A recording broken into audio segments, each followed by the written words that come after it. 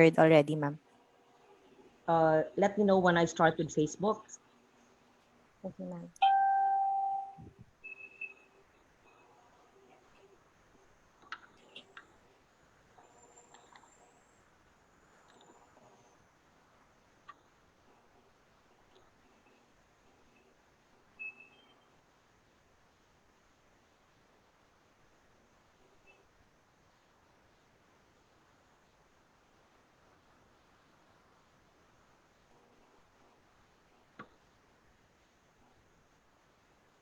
Good morning. It's another Thursday morning. It's our Thursday date. No, I'm not holding a session in the House of Representatives. I am not visiting my projects, many of them in Antique. We are now in the Stories for a Better Normal. For those who have not been with us in the past several weeks, since the ECQ, since the GCQ, since this pandemic, since COVID-19 had overtaken our lives, we decided that we will not allow any virus, any pandemic to take over our lives. Instead, we will use it as the best opportunity to overcome the challenges, to reform the vulnerabilities and the setbacks and the old normal ways we had, which was not the best norm.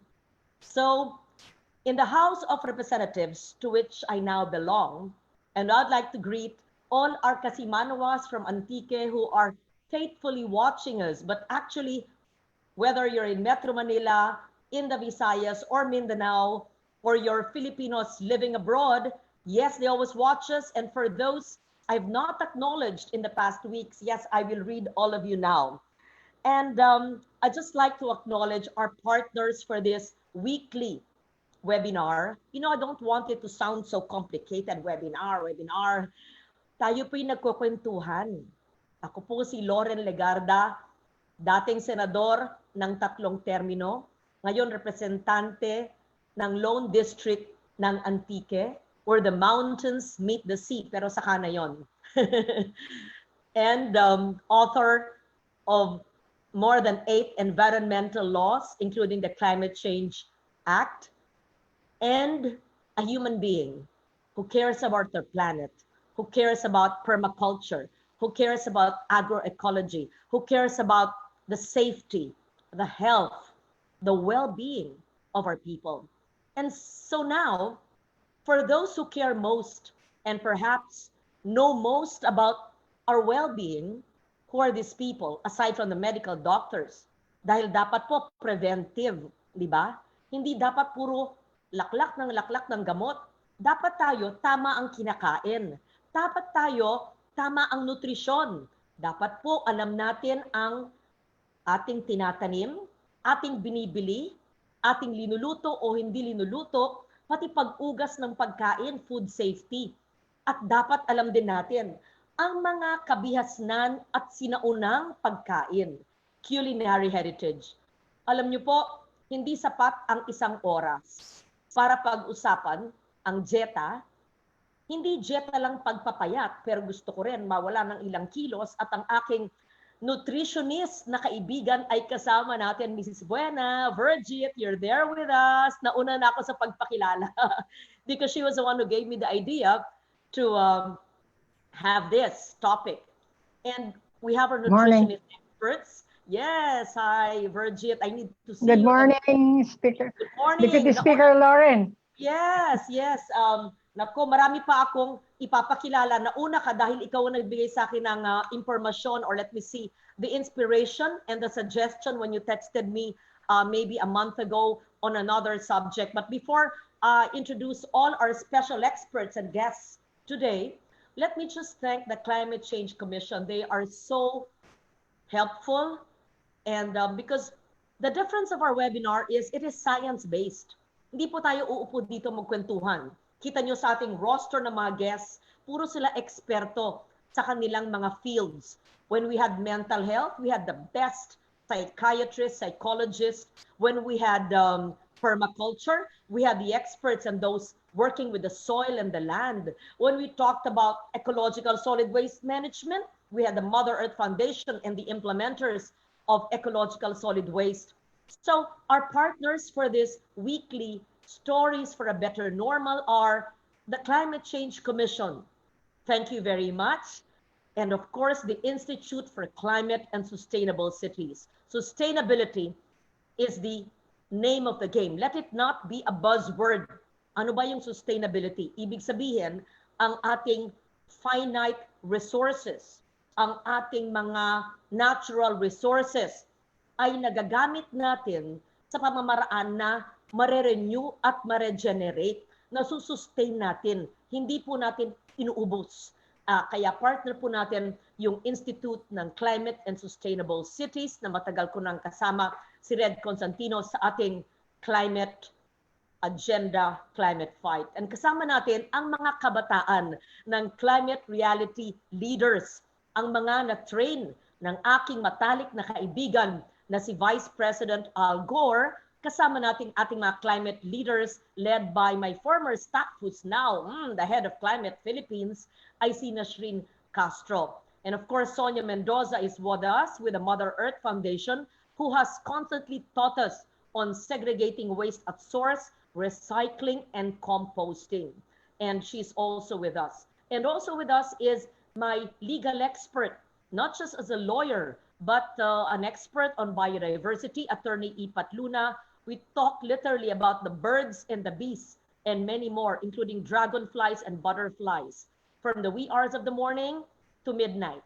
Okay, I'm sure Ipat is somewhere there with us in our Zoom. Who else are our partners? I see CSC, Climate Reality, Climate Change, and of course, always with us are Down to Earth, the Aberasturi couple who always help us plant and have taught me and my staff how to plant, just like Sonia Mendoza helps me in explaining to people the segregation of waste at source, recycling, and composting. Nicolo and Paula Aberasturi are able to operationalize and work on the ground so that they help policymakers like me. And I filed the Forest Garden Act.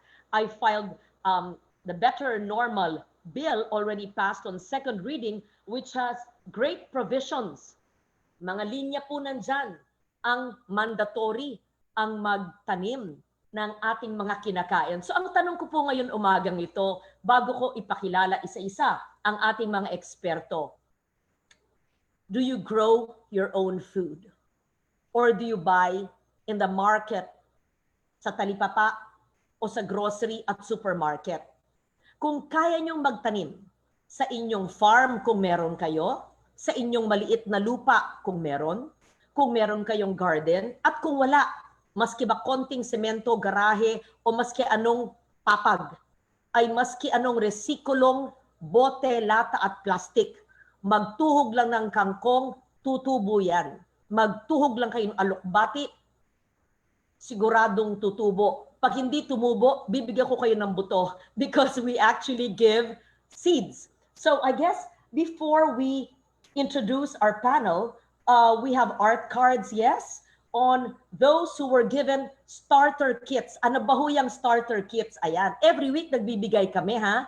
Partner din natin ang DENR at ang Department of Agriculture na siyang nagbibigay ng mga buto na pamigay na ba, Sherry, kaya yung aking mga buto na pinagyabang ko last week na aking tinuyo mula sa aking kinakaing avocado, rosel, at marami pang iba. Kung di pa napapamigay, mag-coordinate kayo sa Climate Change Commission.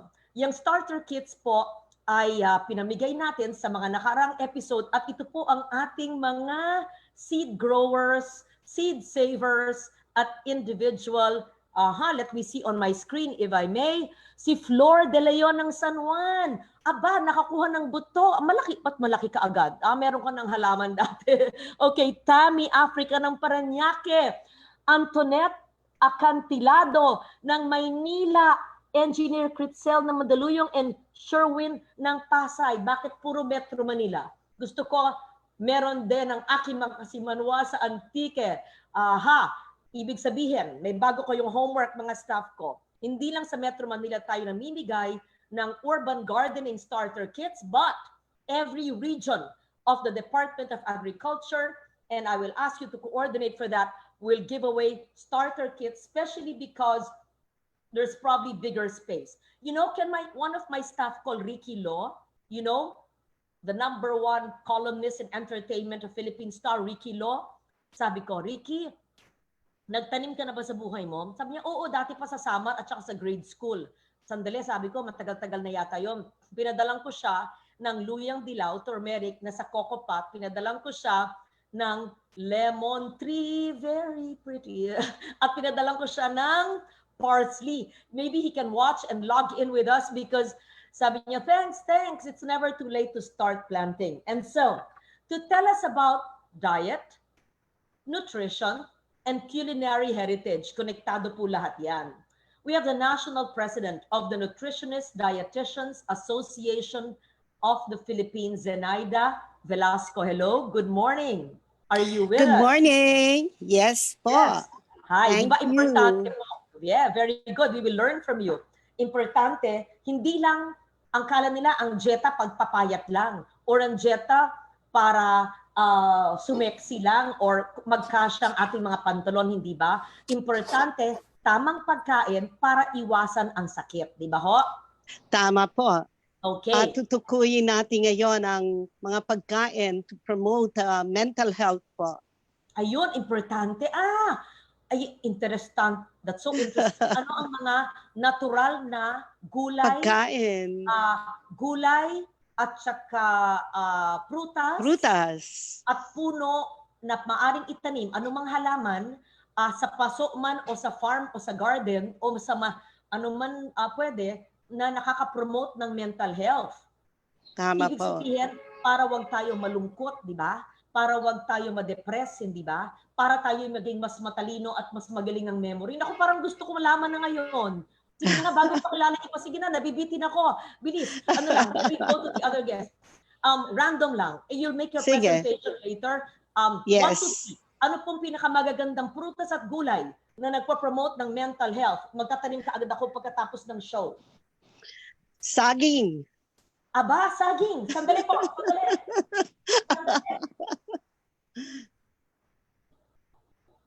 Saging. Ayan. Okay. Kaya pala, hindi ako malungkot.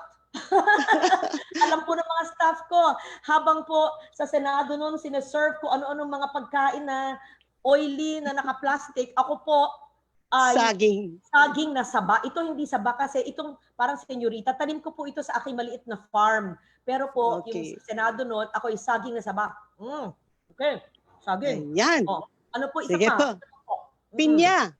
Ay, nako! Pineapple. Nagtatanim din ako ng Huwag ka na pinya. maghanap. Ano pa po? Avocado. Nako! Nagtatanim din ako avocado, buti na lang. Yung tatlo kong tinatanim at yun ang kinakain ko everyday. Kaya lang ang avocado, di ba, nakakataba. Pero yung buto Hindi ng naman avocado, nakakataba. Nag-gain ako ng 1 pound kasi kain ako ng avocado. Sige, we'll get back to you. We will Sige introduce po. the chairperson. Thank you. Marami akong, akin na ang cellphone mo, magtatawagan tayo pagkatapos ng Sige, show. ma'am. Sige po.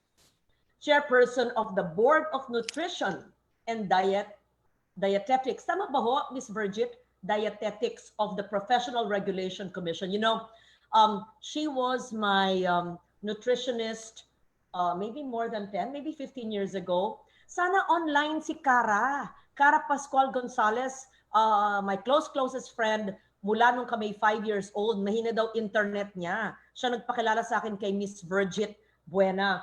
And hi, Virgith. Oh, how's your cell site? Are you with us, Virgith?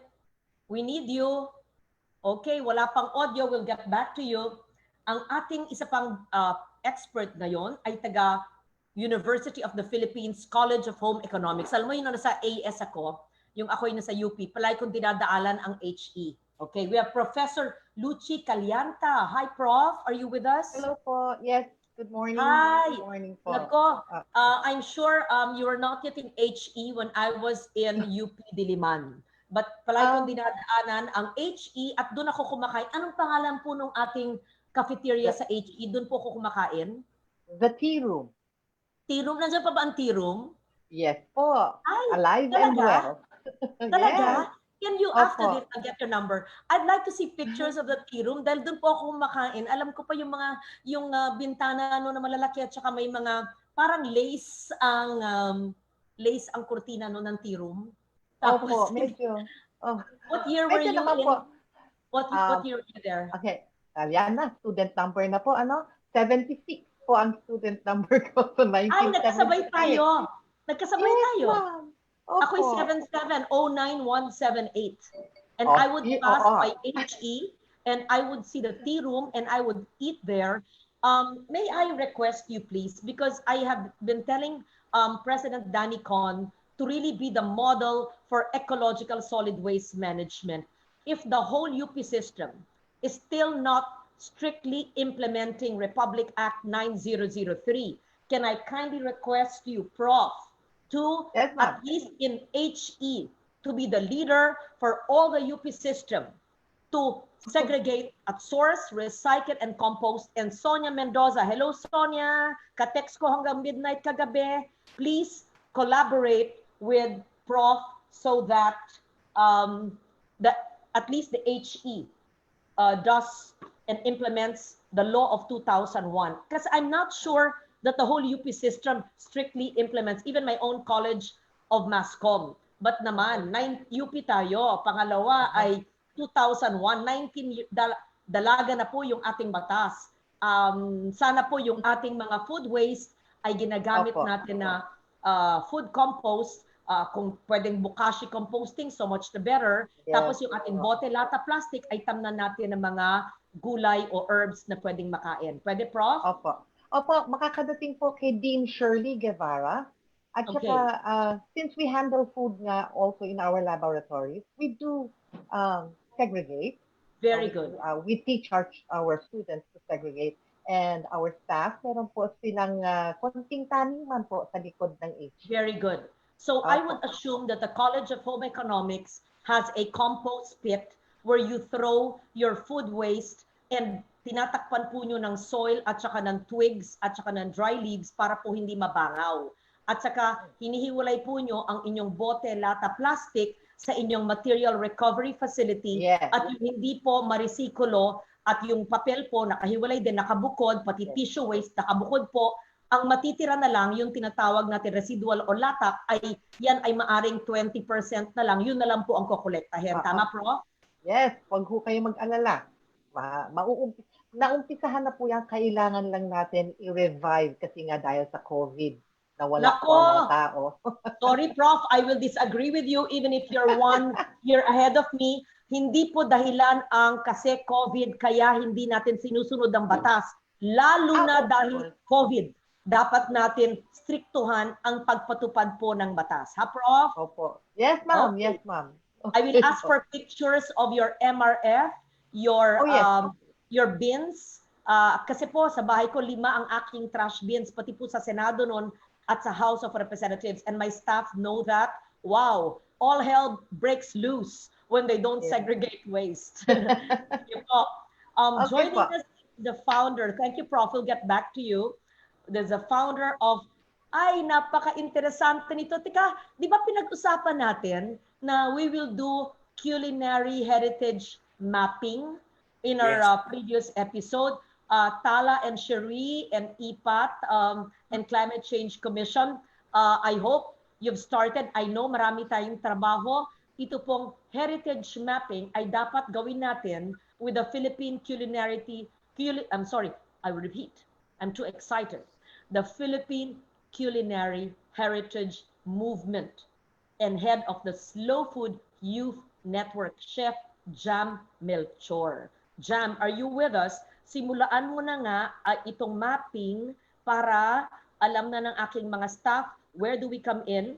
It will be, Cara sent it on Facebook. Cara Pascual. Okay, napakasarap magluto ng kanyang asawang si Arnel. Cara, are you with us? Virgith is with us. Okay, so have we started on our culture mapping? Not yet, no? Chef Jam Melchor, are you with us? Hi, Kong Lauren. Nice to see you virtually.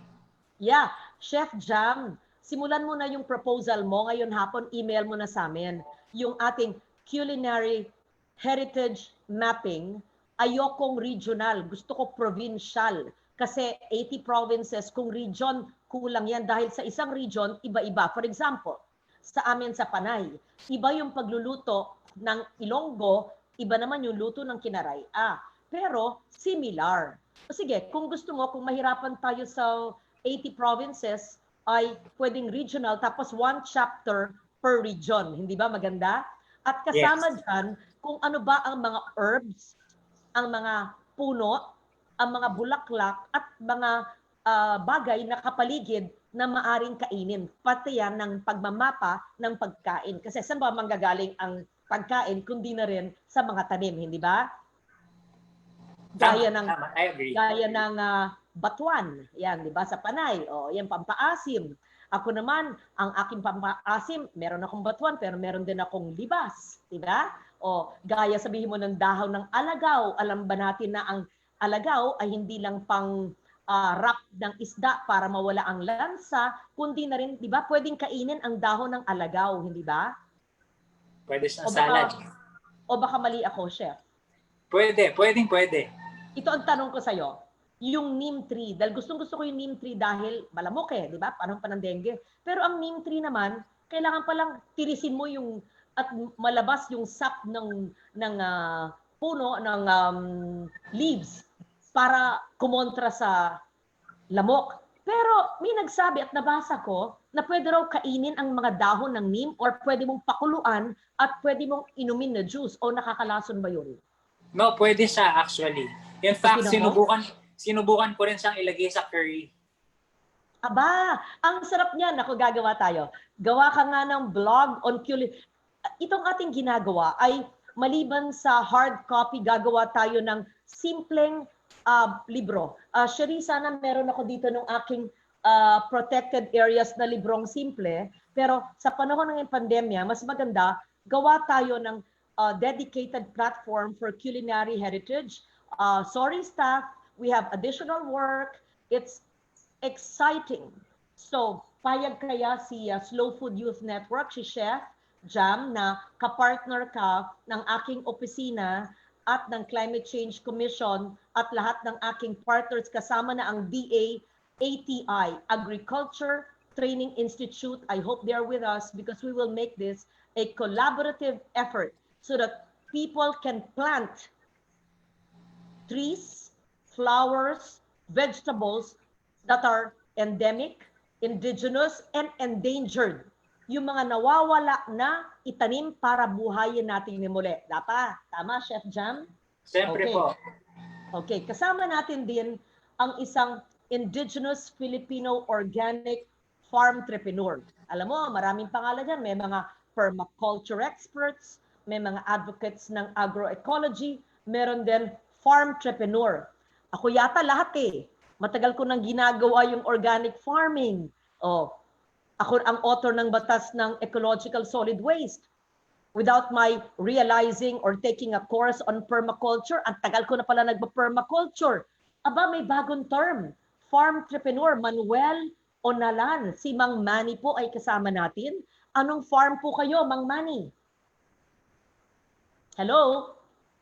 Is he in the farm? If Mang Manny is not yet online, we will have you later. Do we have you, Mr. Onalan? Okay. We will have him later. Our sixth guest is from UP Visayas, my alma mater, University of the Philippines. We have many collaborations with UP Visayas, the Center West Visayan Studies. We have Sashah Dioso. Join us, please. Hello. Mayad nga aga, ma'am. Kasi Mayad nga aga. Yes, mayad nga aga. You're Antiqueño? Yes, ma'am. Taga Pandan, ma'am. Sabi ko na nga But you're with UP Visayas now. Yes, ma'am. Yes.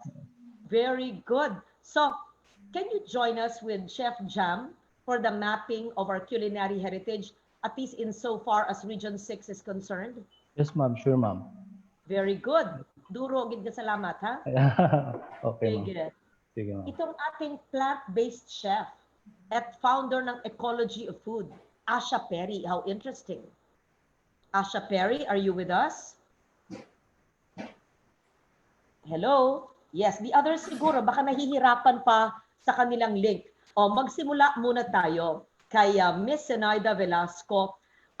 Simpleng tanong.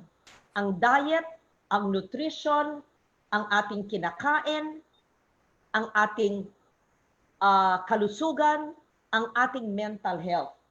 Ano po ang connection lahat niyan? Maliban sa na-excite akong sinabi nyo, yung top 3 foods na nakakatulong sa mental health. Ayan. Ano ba ang kahalagahan ng tinatawag na balanced diet para sa ating physical health at mental health? So, una, sabihin po natin, nutrisyon at dieta. Physical health, mental health. Ano po ang dapat kainin? Okay. Kayo na po. I will stop talking. 25 minutes na. Puro ako nagsasalita.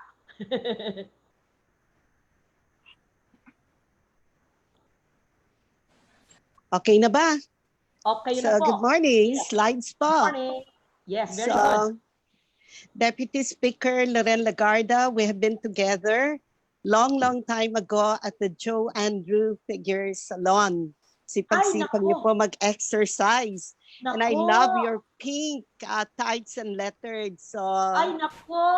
medyo matagal na yan. Naku, You that were was still a student. 1978 po yun.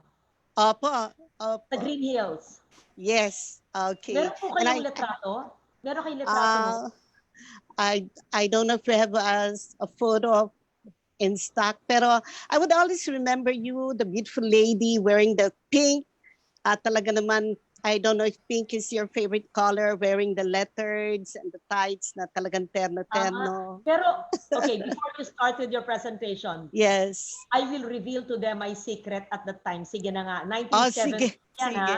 You tell them why I was in Joe Andrew. It is the opposite of what most people do. Sabihin nyo. You were there to gain weight. Yeah. Ito sa weight gain program. Yes, At ang pagkain sa akin ay saging. Pinakain niyo po ako ng isang piling ng saging, kaya ang tawag ko sa UP College of Masscom, ano ba yan? Parang unggoy, kain ng saging. Sige po, presentation na po ito. Sige, I'm only given 5 minutes. So sabi nga natin, pandemya can be very stressful, no? Marami tayong iniisip, marami tayong mga fear and anxieties, and therefore now overwhelmed po tayo. Dumagdag pa po dyan yung tinatawag natin na social distancing. So medyo na-isolate tayo, nahiwalay tayo sa mga barkada natin, nabawasan yung ating gimmick, nabawasan yung ating paglalakwatsa. Okay? Therefore, it matters talaga when you wanted to achieve mental health, one of the cornerstones would really be food. So yung kinakain mo at hindi mo rin kinakain will affect your mood and behavior. Next slide. So tingnan po natin yung 3 critical periods of brain development where nutrition really matters. And most of this, itong mga 3 periods of brain development, medyo hindi po natin siya nabibigyan ng importance. And therefore, please take note na bago pa lang isilang yung ating baby, in the 4 weeks po, meron po tayong tinatawag na neural plate. And this now becomes the foundation of our brain and spinal cord. Now, during this week, pag ang isang nanay ay masyadong mataas ang stress level niya, there may also be a problem in brain development. To add to that, meron rin po tayong mga mothers na mahilig rin po uminom ng alcohol, manigarilyo. And this can also affect brain development. Pumunta po tayo dun sa second critical period of brain development. Ito, palagi ho natin to tinatawag na first 1,000 days. And this is the period from 0 hanggang 2 years old. And this is the time that we need to advocate talaga breastfeeding because breast milk is a complete food and it also promotes bonding with the mother and the child. And that is important for emotional development. The third critical period would be from 2 to 5 years. And this is where 90% of the brain is really developed. And therefore, sabi nga natin, pag di natin inalagaan itong period na ito, maybe after 5 years, yung mga efforts po natin para i-reverse po yung brain damage will already be useless. Next slide. Okay. So, paano tayo, because of this insight, nagkaroon tayo ngayon, this is where we recognize the role of nutrition, not only in mood, but also in brain development, and most importantly, in behavior. So this is a new field of nutrition, and you call it nutritional psychology. Next slide, please.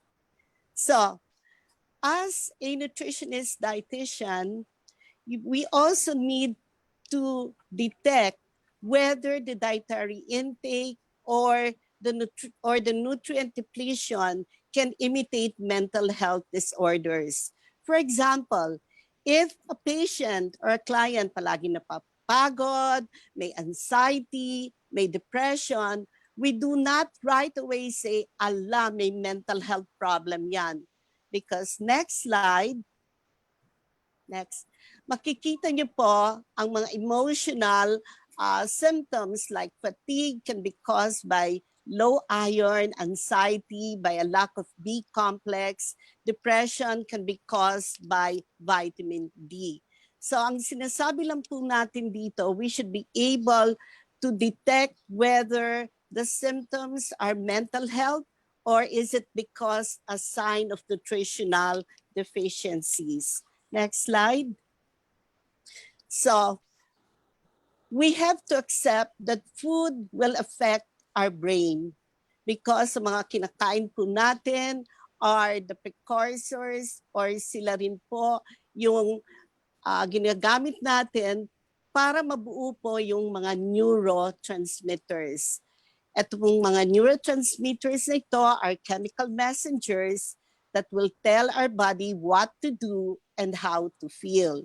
And therefore, pag sinabi natin neurotransmitters, more or less, we're referring to dopamine, oxytocin, serotonin, and endorphins. Tignan po natin sila isa't isa. Next slide. So, may 4 na chemicals that will make you happy. Sabi nga natin, one is serotonin. Siya po yung nakaka-stabilize ng mood natin. And 90% of the serotonin po are manufactured in the gut. So it is important that we have gut health also. And they are commonly found in many food sources. Hindi na po natin kailangan paghirapan pa.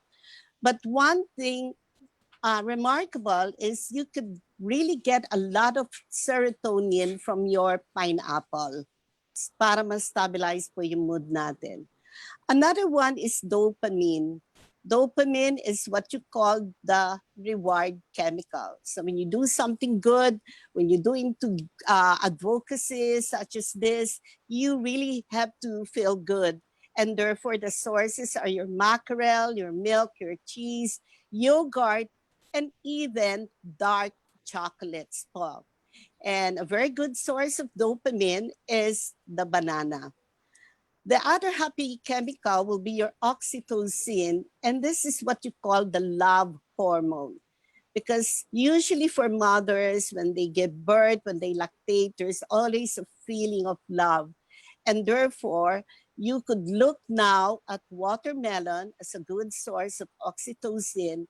And therefore, when you like to compare green tea and black tea, it is preferable that we have to have green tea or mamitas lang po tayo ng mga bayabas sa puno na tinanim natin. And the last chemical is the endorphin. It's the natural painkiller. It's a feel-good hormone. Ito po yung na-experience natin pag nag-workout tayo. And certainly, kung mahilig po kayo sa mga... Yes. Papos lang po ako kasi I cannot see it on my screen dahil naka-zoom po tayo, nakatakip ang ating mga muka dun sa slide na yon. I wonder Okay. if the viewers also on Facebook ganun din. Kasi on my screen, hindi ko po makita. Eh, yan ang mahalaga. Pakiulit lang po yung sa kanan po. Ano yung huling sinabi po nyo? I cannot see it Sa on my kanan screen. po, serotonin po. In my screen, buo po Tapos yung na po. nakikita ko. Tapos Oxytocin na po. po. Tapos na po ang dopamine. Yung pangatlo po. Oxytocin po. Ayun. Oxytocin. Sinabi kayo na bayabas. Kasi hindi naman po lahat maaring bumili ng black tea o green tea. Mahal po yan. Ano po sa natural ang pwede pong kapalit ng black tea or green tea? Sinabi nyo, dahon ng bayabas, pakuluan, pwedeng inumin po yon? Pwede po, pero maganda rin po kung yung fruit talaga ay kakainin natin. So, napapansin ko, bibihira na nagtatanim ng bayabas. Dati yan nakukuha lang sa mga kapitbahay natin, no? Okay. Yes. But remember, pwede rin po tayo mag-tomato, mag-kamatis po. Pwede po natin yan. Okay, and very good. In the picture, makikita nyo watermelon is a good source. So, meron po siyang lycopene, no? Kagaya po ng tomato. Ang watermelon po ay may lycopene. Okay. Tapos, question lang iba, nakikita ba nyo ang presentation ni Ms. Velasco or gaya ko ang Zoom nakatakip sa graphics? I think that's for everybody dahil naka-Zoom tayo, no? My staff. What we'll do is, lahat ng pinaghandaan yung graphics na napakahalaga, I will share na lang po natin on my Facebook. Sige pa. Yes. Okay. I will ask my staff, I've been asking them to do this. How is it possible that while doing a Zoom, kita natin ang lahat ng frame at hindi mga mukha natin na kalahati ng frame. Anyway, that's okay. Thank you. And the last one, yes. Very good. It's not for everybody. It can be seen on Facebook clearly. Buo. Okay, very good. Yan, okay po. Okay. Baka sa screen lang po natin, ma'am. Si Cara Pascual, nag-Facebook si Cara. Okay. Lauren used to eat a peeling of bananas for weight gain. Yun na. Sige, continue po. She remembered that. Talagang you were famous for bananas. So yung fourth chemical po would be endorphin po. Ito po, mga chemicals ito na re-release din po ito pag nag-workout tayo. It's a feel-good hormone, and syempre, sabi ko kanina, yung pagkain po ng red and green pepper, yung sili or anything spicy can really, bring out that good feeling. And therefore, although coffee is here as an endorphin source, we have to modulate po yung pag-inom ng kape. Hindi po pwedeng 6 cups a day. More or less. Ilan cups po ang healthy? Ilan ba yung doable na tama lang na healthy? 2 cups a day will be a good one. Okay na yan. Okay. Kasi yung coffee po, may mga antioxidants rin Opo. Okay. Ano pong mas maganda? Arabica, Robusta? Anong klase pong kape? Or wala bang diferensya po? Mas stronger po yung Arabica. So, depends on your preference, especially dun sa flavor, yung aroma. Okay. Okay. So, yun po. Next. Very good. So, next slide. So, now, sabi nga natin, ano bang pwedeng kainin? So, we're just simply relying on the fruits and vegetables. And studies have shown that 78 servings of fruits and vegetables is correlated with happiness. So sabi nga, kumain ka ng prutas at gulay, and this can really contribute to your happiness. Then we're looking at omega-3 fatty acids. Ito po yung nakikita natin saan? Sa tuna, sa mackerel, ang salmon po medyo mahal yan. Okay? And therefore, ang role po ng omega-3 fatty acid for mental health, it reduces po yung tinatawag na neuronal inflammation. Please take note that some psychological disorders would clearly show na talagang may inflammation po dun sa ating mga neurons. And third, we'd like again to connect the gut health to brain health. And this is through the use of probiotics. But there can be many sources of probiotics. And this can come from yogurt, pwede po sa miso, pwede po sa tempeh, pwede po sa kimchi, pwede po sa sourdough bread, at ibang klase pong keso ay meron rin pong probiotics. Ayun ang mahalaga. Para, Opo. kasi mahal din pag pumipili ng mga bitamina. So dapat po, Opo. yung mga natural na source ng probiotic, kung hindi po niya kayang bumili ng yogurt, ano po yung mga natural na halaman na pwedeng sa probiotics? Ako, hindi ko po alam yun kung ano yung mga halaman na yun. Pero sa yogurt galing. Okay, that's Okay. fine. Sige Alright. po. So, and then we go to the right side. It will not help you if you take a lot of sugar kasi ang pagkain po ng maraming asukal ay nagre-release po ng stress hormone. Ang stress hormone po nito, ang tawag po dito ay cortisol. Therefore, sabi nga natin, pag kumain kayo ng cake, after a few minutes, you feel good. But after 30 minutes, mag-fluctuate to bigla ang inyong blood sugar, and this could also cause yung pag-fluctuate na mood. And therefore, sabi nga natin... I-clarify ko po yan. Pag kumain ng matamis, ice cream, o candy, o cake, simple sugars po. Simple sugars, yun siguro, ang ilista natin, ano yung simple sugar na nakaka-apekto ng anong mood po? Ano mangyari po sa mood ninyo? Magiging irritable ka, magiging depressed ka, kasi yung mga simple sugars yun, kagaya po ng asukal, yung mga iniinom po natin sa soda natin, di ba? So, in the beginning, medyo good mood tayo. But after 30 minutes taking the food, bigla hong babagsak yung ating blood glucose level. And ito this po yung now, soft drinks. yes, okay. Yung mga donuts. Donuts, soft drinks, ice yung cream, mga cakes, maraming icing. Meron naman po tayong healthy ice cream. And may mga ice cream brands man po na hindi naman ganun concentrated ang sugar. So, bali, i-minimize lang po natin yung sugar intake, but we are not telling you to completely stop sugar because people put sugar in the coffee, di po ba? Gusto mong halo yan. Well, that can be tolerable. Pwede po tayo mag-add ng sugar. But if we keep on a high consumption of sugar, and usually po, nakukuha po natin yan sa mga signature coffee natin without mentioning a brand, you will be surprised to note ang taas-taas pala ng sugar dun sa mga coffee na iniinom po natin. Yung mga flavored coffee po. And certainly, kapareho rin po ng sugar, iiwasan rin po natin yung mga processed foods. Yung mga nilagyan ng mga preservatives. So we'll go natural. And another point is what you call trans fat po. Yan po ay makikita natin. This is so important. Sandali, Ms. Yes. Velasco, napakahalaga nito. I know you're speeding it up because may time limit Yes. na yung second presentations. Pero Tama you will, po. you will, this is so important. You will lend us your art cards to post it on Facebook. Tapos po, ang hihiling ko po sa inyo, yung processed food, let us define it and set examples without giving brands. Para po ma-identify ng tao na, ito pala ay hindi mabuti. Ito pala ay mabuti. Ganon. We will give examples for each without putting naman Tama the brand po. of the product. Tama. Oo. We cannot mention the brand.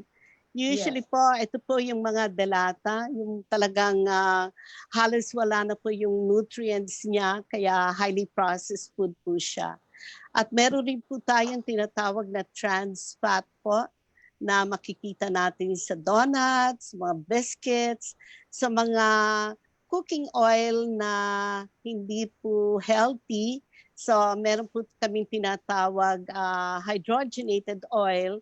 It is a process na dinagdagan yung hydrogen para maging liquid siya. Kasi usually solid po yung fat na yan. So, ano po yung diferensya nung simple sugar na sinabi nyo at saka trans fat? Okay. Ang simple sugar po ay carbohydrates. Ang trans fat po ay isang klase po ng fat. So, iba po. Isa Sa pag-uusapan po natin, isa po ay carbohydrate, isa po ay fat. Ito pong trans fat, yan po ay nakakataas ng cholesterol. Maari rin po humina ang ating puso pag palagi tayong kumakain po ng trans fat. Ano pong mga example po ng trans fat without naming the brands of food? Okay, kagaya po ng sinabi ko, yung mga biscuit po, yung mga pizza, meron din po siya. Naku, Yung ang mga pizza. donuts, opo, meron Naku. din po siya. Paano ba yun? Masasarap. Teka po. Hindi po. Clarify ko lang amin, po. okay. Sa amin naman Lahat po, ng pizza ay trans fat? hindi naman ma'am. Depende po sa pizza. Kasi meron rin po tayo mga vegetarian pizza. I see, okay. Usually po, ito yung tinatawag natin frozen pizza. Yung mga nabibili natin sa grocery, tapos lulutuin na lang po natin sa bahay. This may contain trans fat po. Paano po natin malalaman kung yung ating binibili o kinakain ay may trans fat? Yan ba ay naka-indicate sa kanilang information sa packaging? Napakahalaga po yung ating nutrition labeling.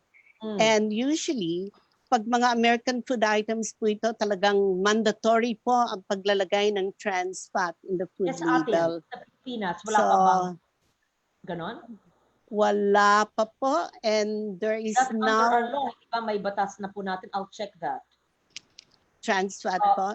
Yes, hindi pa po Okay. nakalagay kung naka-label po yun. Di ba dapat naka-label? Dapat po part of nutrition labeling po. But I don't know yet with the Filipino manufacturers kung yung trans fat po is also written. In fact, may ginagamit po tayong produkto tuwing breakfast. Yan po yung ating mga creamer, coffee creamer po ay may trans fat din po. Ang mga creamer. Yes po.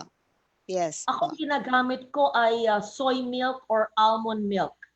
Does that That's have good. trans fat? No, no. Natural Ito po, po yan. May seen on screen. Ito pong iniinom ko ay luyang dilaw. Yan, hindi makita sa loob. Luyang dilaw po na organic na ako po ang nagtanim. Okay. Okay po. Napakaganda ng luyang dilaw because nakakataas po siya ng serotonin. Ano Yung po yung kaninang serotonin? nabanggit ko. Okay, yung serotonin po, yun po yung kaninang sinabi ko, yung feel good. It's Kaya pala a ako palaging feel good. neurotransmitter. Ang Full of serotonin energy, no? good. Feel good. Okay, yun po. Nakaka-relax po siya, nakaka-stabilize ang mood.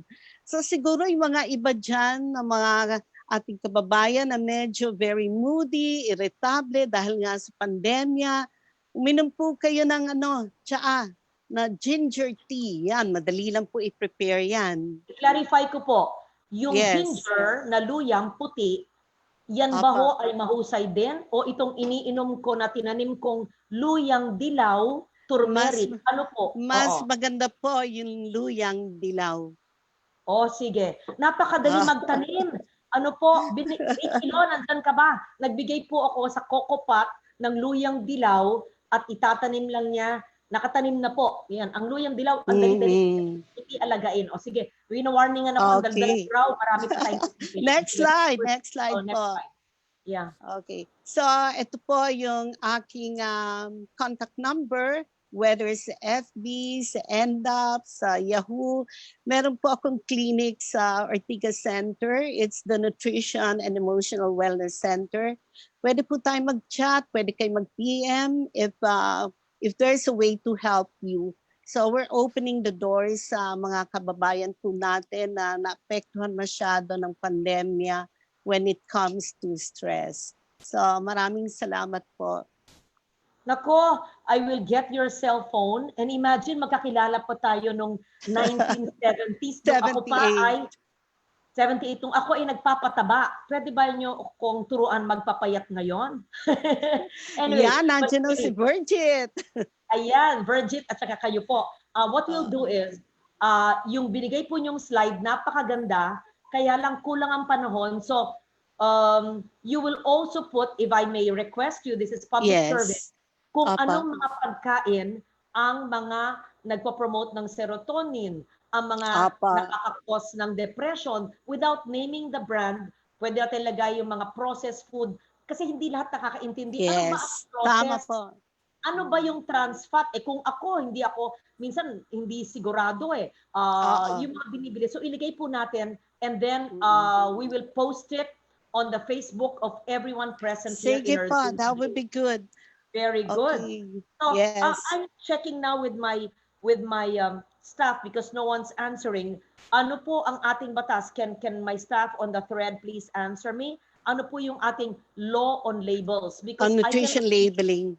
Yes, nutrition labeling. Can someone Lalo answer na me? po yung trans fat. Tala and Cherie, I'm texting you like 10 minutes ago. Can you answer, please? Okay. Yes. What is the law on labeling? And I cannot believe that we do not put these labels because it is our duty. Well, it is the duty of the manufacturers to put what To are inform. we putting into our mouth and our stomachs, right? Okay. So I'll get back to you when my staff answers. Thank you, ma'am. We don't know the answer. So we proceed now. Thank you so much, but I will see you later. Don't leave, please. Okay. Okay. Thank you po. Hi, Miss Virgith. You're with us. Okay. Please continue to give us tips on healthy living. Ano ba ang ating mga healthy food choices ngayon pandemic and in the better normal? Miss Virgith Buena.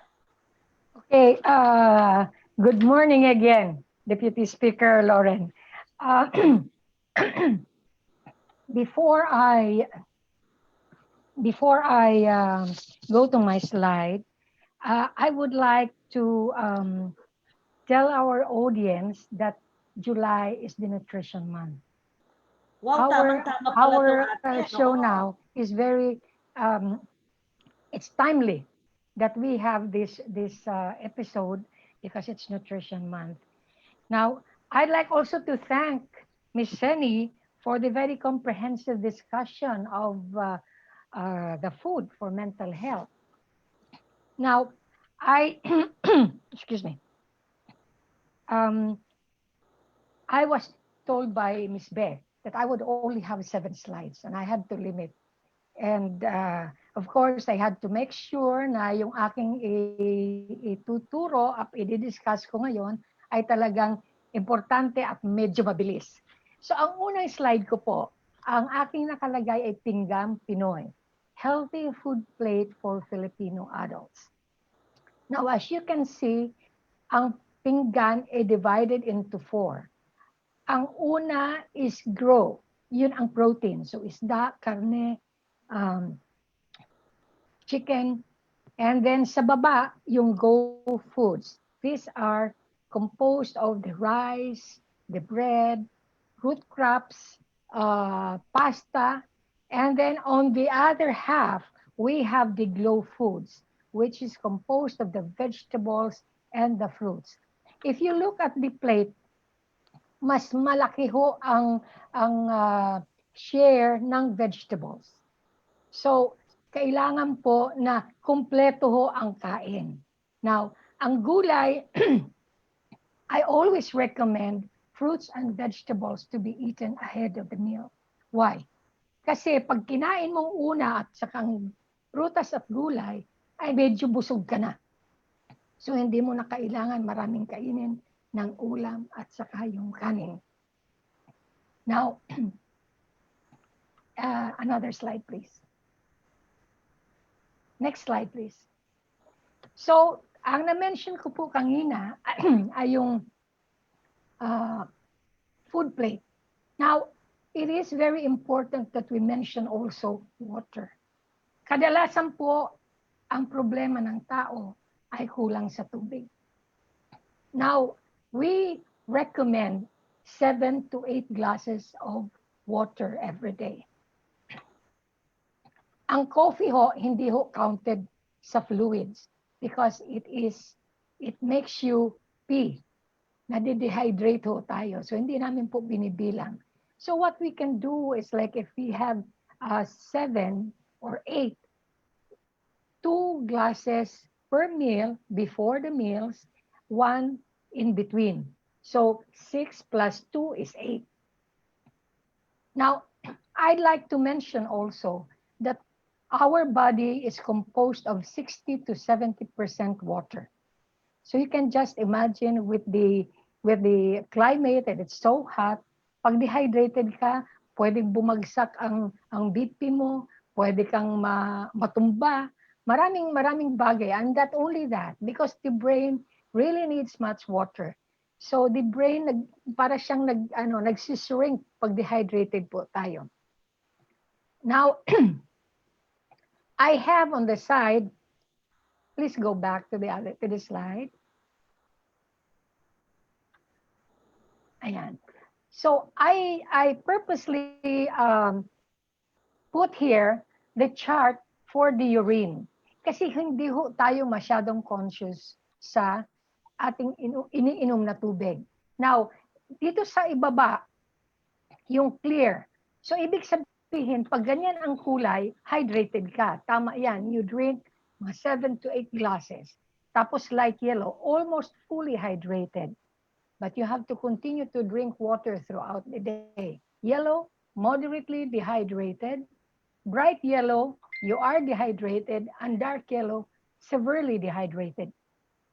Now, minsan ho, pag tayo ho ay umiinom ng, if we take the vitamin C capsule, the color of the urine also is darkened. So we have to make sure that the urine is not dark in color because of the caffeine or sugary drinks and alcohol. Excuse me. Ibig nyo sabihin, pag umiinom po ng vitamin C, nagiging dark yellow ang urine. Mayroon ho, may mga vitamins ho na nagkakaroon ng kulay ang urine. So, ibig sabihin, masama po yung vitamins na yon? Ma'am, hindi ho. Hindi ho.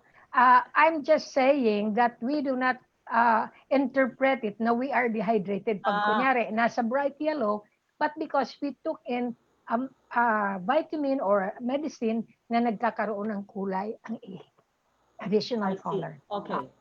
So this one, it can be placed in the what's this? Sa Facebook po. This is very important for guidance of our listeners.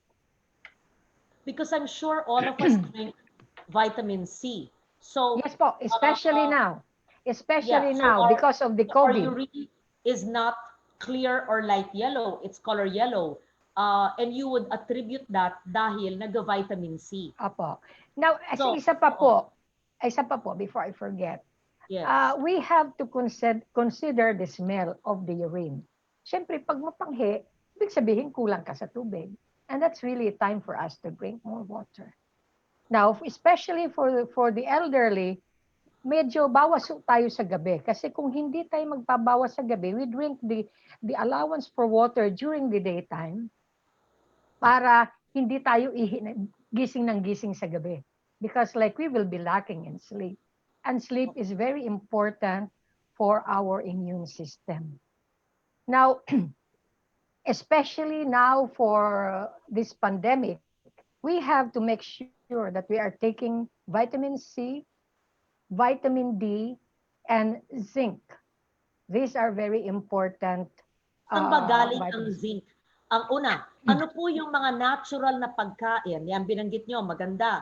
Vitamin C, ano po ang mga pagkain, prutas, gulay na vitamin C? Pangalawa po, sabi nyo, D, ano yung natural na D?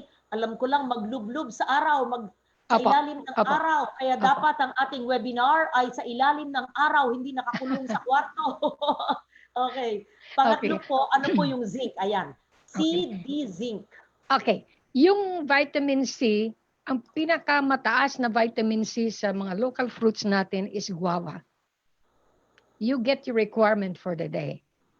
Now, ang sinasabi nga po dahil sa pandemic, na if you are exposed, you take vitamin C in the morning, take probably lunchtime, and then in the evening. Huwag kong pagsabay-sabay. Pag sinabay-sabay mo, lahat papasok sa'yo, iihi mo lang yung sobra.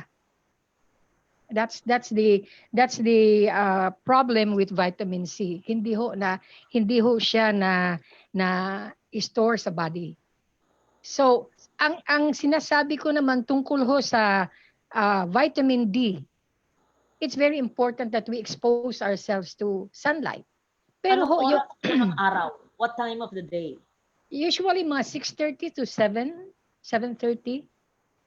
Ang alas 10 po ng araw, mainit na po yun. Is that Mainit good na. for the body? O masama po yun? Okay lang naman, pero kasi ang problema noon, alam mo naman, tayo ay nag-iingat na wag umitim. Kaya nga ho, yung iba naglalagay pa ng sunblock. But if you put sunblock, hindi ho papasok sa iyo ang vitamin D. Vitamin D is very, very important.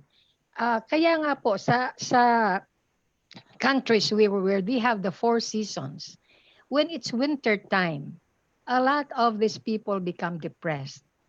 And that's because of lack of vitamin D. So i-clarify po natin. Kailangan po tayo pumunta sa ilalim ng araw at huwag po maglagay ng sunblock. At ang ideal na oras po ay 7 ng umaga. Yung mayroon ng araw, pero hindi naman kailangan na talagang magbabad ka because you don't really need that. Tanghaling tapat. Ang araw baho ng alas 7 ng umaga at ang tanghaling tapat ay pareho po ang benepisyo sa ating balat at katawan o hindi po? Hindi po. Pero ang pagtanghali, kasi syempre mainit, mas maikli dapat. Pero ang importante doon, naaarawan talaga. Kasi ang importante, medyo nakakaramdam tayo ng init sa ating balat. Kasi pag hindi, wala, medyo kulang. But Ilang vitamin oras D po sa isang araw ang dapat nakabilad sa araw? Ay, mga 20 minutes lang po. 20 minutes lang. Kaya Doesn't have to pala be ang that mga long. magsasaka malulusog. Malalakas ang katawan ng mga magsasaka. Hindi ba? Ay, opo. Oo. Okay. Kaya nga in my private practice, I usually ask my clients, my patients, if they are exposed to the sun. Kasi yung iba ho, hindi ho nila naiintindihan. Siyempre, ayaw magbabad sa araw kasi iitim or what. So pag sinabi sa akin, pag sinabi sa akin na hindi sila na-expose, I usually recommend for a test in vitamin D. But there are 2 tests. One is qualitative and the other is quantitative. The qualitative test would only say you are deficient or your vitamin D is normal. Hindi po namin gusto yon. Mas gusto ko yung qualitative. It will indicate the number. So alam ko, kunyari, pag sinabi, ang normal value doon sa laboratory is 70 to 90. Pag pumalo, ang resulta niya is bumaba siya ng 35. Ay, laki nun. I would know how much to prescribe. For example, sabihin ko, okay, magpaaraw ka, pero pag hindi pwede, umaalis ng bahay ang aga-aga, dadating sa bahay, gabing-gabi na, sige, hindi siya naarawan, hindi lumalabas. Nasa opisina lang. Kung ang taong hindi naaarawan ay umiinom naman ng vitamin D supplements, okay na po yun? Okay po. Okay po. But of course, it's always better to have the natural, yung sunlight. O sige po. At saka wala ka pang gastos. Yung sinasabi po yung zinc, ano pong gulay at pagkain ang zinc? Ang zinc ho, ang pinakamataas niyan is yung oyster. Marami ho siyang pagkain, Hindi ko lang matandaan ngayon. Ang maraming pagkain na nakukuha siya. Kasi pag ang kinain natin i-balanse, nakukuha natin halos lahat doon yung mga kailangan ng katawan. So oysters, ano po ang ibang source ng zinc? At the moment, medyo what I can do is I can give a list so that it can be placed in the sige, very good. The website.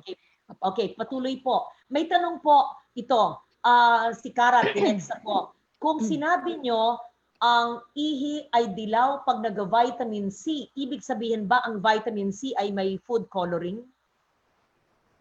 Kasi minsan ang ginagawa nila may kulay because like usually like ako yung may nakikita ako na vitamin C it's orange flavor. May flavor siya. Siyempre pag orange flavor, orange din ang kulay. So pag nagpika, makikita mo rin medyo darker, a little bit darker. But the best thing for us to do is like especially if you're trying to count your fluid for the whole day, especially for those who are restricted with fluids, what they have to do is ilagay sa isang pitsel yung kailangan nilang maghapon at doon sila kumuha para nalalaman niya kung ilan baso or talagang i-measure mo. You measure Okay. your fluids for the day. Just so that everybody knows, meron na po tayong batas. Ms. Zenaida Velasco and Ms. Virgith Buena and all our guests and our viewers. Republic Act 10611. At kasama po sa ating food safety requirements ay the information to the consumer. This includes information on the label, yes, po, or any information generally available to the consumer. This should help consumers in avoiding specific health effects from a particular food or category of foods. Labels should identify components, ingredients, attributes, directions for use, specifications, and other information as required by law. Ayan, maliwanag eh.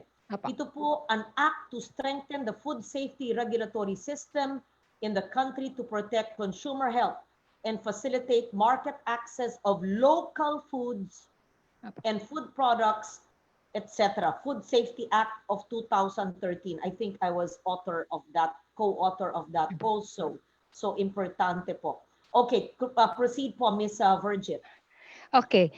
So I'll be discussing. I have my slide on food labeling. I purposely put it there because it's very, very important. Dahil dapat yung ating mga kababayan ay naiintindihan nila paano pagbasa niyan. Paano gagawin mo. Now, ang isa pong gusto kong isuggest po, ayan na pala. How to read a nutrition facts label. Okay. So nakalagay dito, may nutrition facts tayo. Ang unang-una, we have the serving size. Nakalagay dyan 1 cup. Servings per container is 2. So ibig sabihin, kunyari, yung iba na kumakain ng yung nasa packet, nakalagay servings per container is 2. Pag inubos mo, lahat yung mga items dyan sa baba ay will be times 2. Will be times 2 because you consume everything. Ang nakalagay lang kasi serving size is 1 cup. Now, number 2 is you have to check the calories. 250. Nakalagay dito, unang-una, fat. Fat is 12 grams. Nakaano pa siya, na saturated fat, trans fat nakalagay, cholesterol nakalagay, sodium nakalagay, total carbs, dietary fiber, sugar, and protein. Now, if you want to know how many tablespoons of fat and sugar is in that 1 cup of, ito nakalagay dito, macaroni and cheese, what you do, you divide 12, the total fat, 12 grams, the number of grams, whether it's fat or sugar, you divide by 5 because 1 teaspoon is 5 grams. So this would mean the total fat would be almost 2.5 teaspoons ang fat, and then the sugar is 1 teaspoon. Madami ho yan. Ang total carb, ang one exchange sa ginagamit ko I use 15 grams. Because what I did, I merged the Filipino and the US exchange list. Because I have clients also who are not only here from the Philippines. So, ang isang nakalagay dito, which is very important, is sodium. Yan ho ang dapat tingnan ng ating mga kababayan. What we consider as low sodium is below 140 milligrams sodium. So, you can see the sodium there is 470 milligrams. Ang taas po niya. Ang isang pasyente na hypertensive, usually sasabihin ng doktor, okay, ang sodium mo is only 2 grams. 2 grams is 2,000 milligrams. Now, pag inano mo na yung sodium ng isang cup ng macaroni and cheese, ay 470 na. Ay tapos kung kunwari sa umaga, kakain ng dilata, maalat pa magluto, okay, sa maghapon, yung 2,000 milligrams or 2 grams of sodium, sobra-sobra ka na. So ang sodium po ay nakakadulot ng high blood pressure. Opo, ma'am. Yes, ma'am. Pag sobra po. Sobra. Kasi Hindi rin minsan naman mababa ang sodium. Pag mababa ang sodium, di ba parang nauupos ka naman pag kulang ng salt. Oo. That's why it's very important for patients, especially the elderly, to have their lab test included ang sodium at saka potassium. Ang sodium kasi, pag bumaba, ang magiging epekto sa katawan, para kang disoriented. So how do you know? Hindi naman po tayo nakaka-blood test araw-araw, linggo-linggo, buwan-buwan. Paano natin alam na ang ating kinakain ay sapat lang sa sodium at hindi kulang o hindi sobra po? Ang importante lang po, bawasan ho natin yung mga processed foods. So, pag sinasabi po nating processed, nasa lata o nasa bote? Or nasa sachet. O nasa sachet. Ibig sabihin po ay mas maganda kung galing sa gulay na ating tinatanim o galing po sa presko, sa grocery o palengke ng mga pagkain at hindi po mga nakapak. Opo. Example, ang isang sachet ng instant noodles, kuminsan hindi na ho nila linalagay kasi kami ho, we don't stop educating the public whenever we have the chance. Ang isang sachet would be 1,500 milligrams sodium. Usually. Napakasama. Napakasama po. Hindi, pero ano ibig sabihin? Isang pack lang ng instant noodle, 1,500?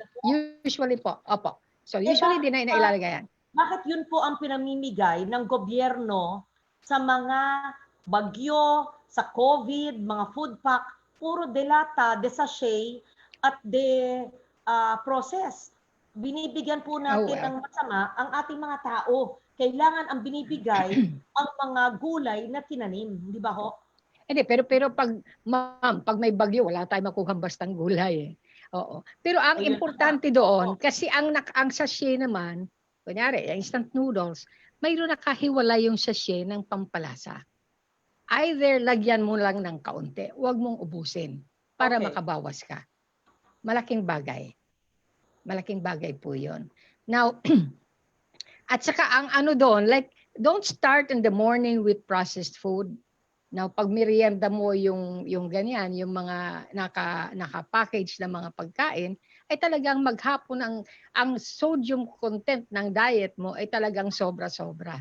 Okay. Now, if you are taking if you are taking medications for hypertension, hindi ka maaalis doon. So the first thing that a nutritionist dietitian would do is we include in our computation the number of sodium that will be given to the patient. Binibigyan po namin, hindi ho wala, kasi hindi rin po pwedeng wala. Hindi rin lang ho sobra. Okay, proceed po. Naku, I'm being warned, 11:15 and we have 7 more speakers. Okay, sorry, I talked long. Very good. Factors that affect global warming. Okay.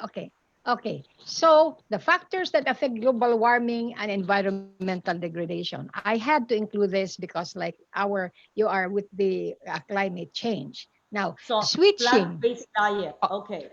Switching to a plant-based diet tend to have a smaller environmental footprint. So, ang carbon dioxide ho, hindi ho masyadong mataas. Hindi katulad pag sobrang ulam, yung karne. It can reduce as much as 70% greenhouse gas emissions and also the land use. Water consumption can be lessened by 50%. Reducing animal products in your diet and purchasing local, sustainable produce helps drive the local economy and reduces reliance on animal products. Very good. We go back to having our own garden. Ako po, may sarili po akong, I have my garden. I'd like to share this with the audience. Ang ano ho, from the seed of okra up to yung naha-harvest, only 2 months nagha-harvest ka na. O, pakita po natin. Meron kayong picture. Patingin po. May litrato po kayo. Hindi ko ho, I can send it, but I was trying to send it kanina. Nagproblema ho ako sa aking internet sige, that's access. okay.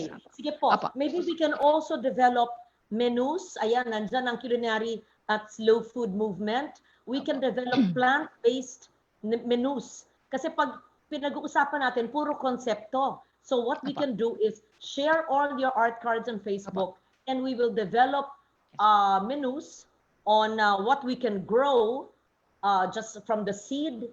Kasama natin Global Seed Savers last week. Itatanim natin, in 2 months we harvest, then we can develop menus on a plant-based diet. Okay, very good. Thank you very much.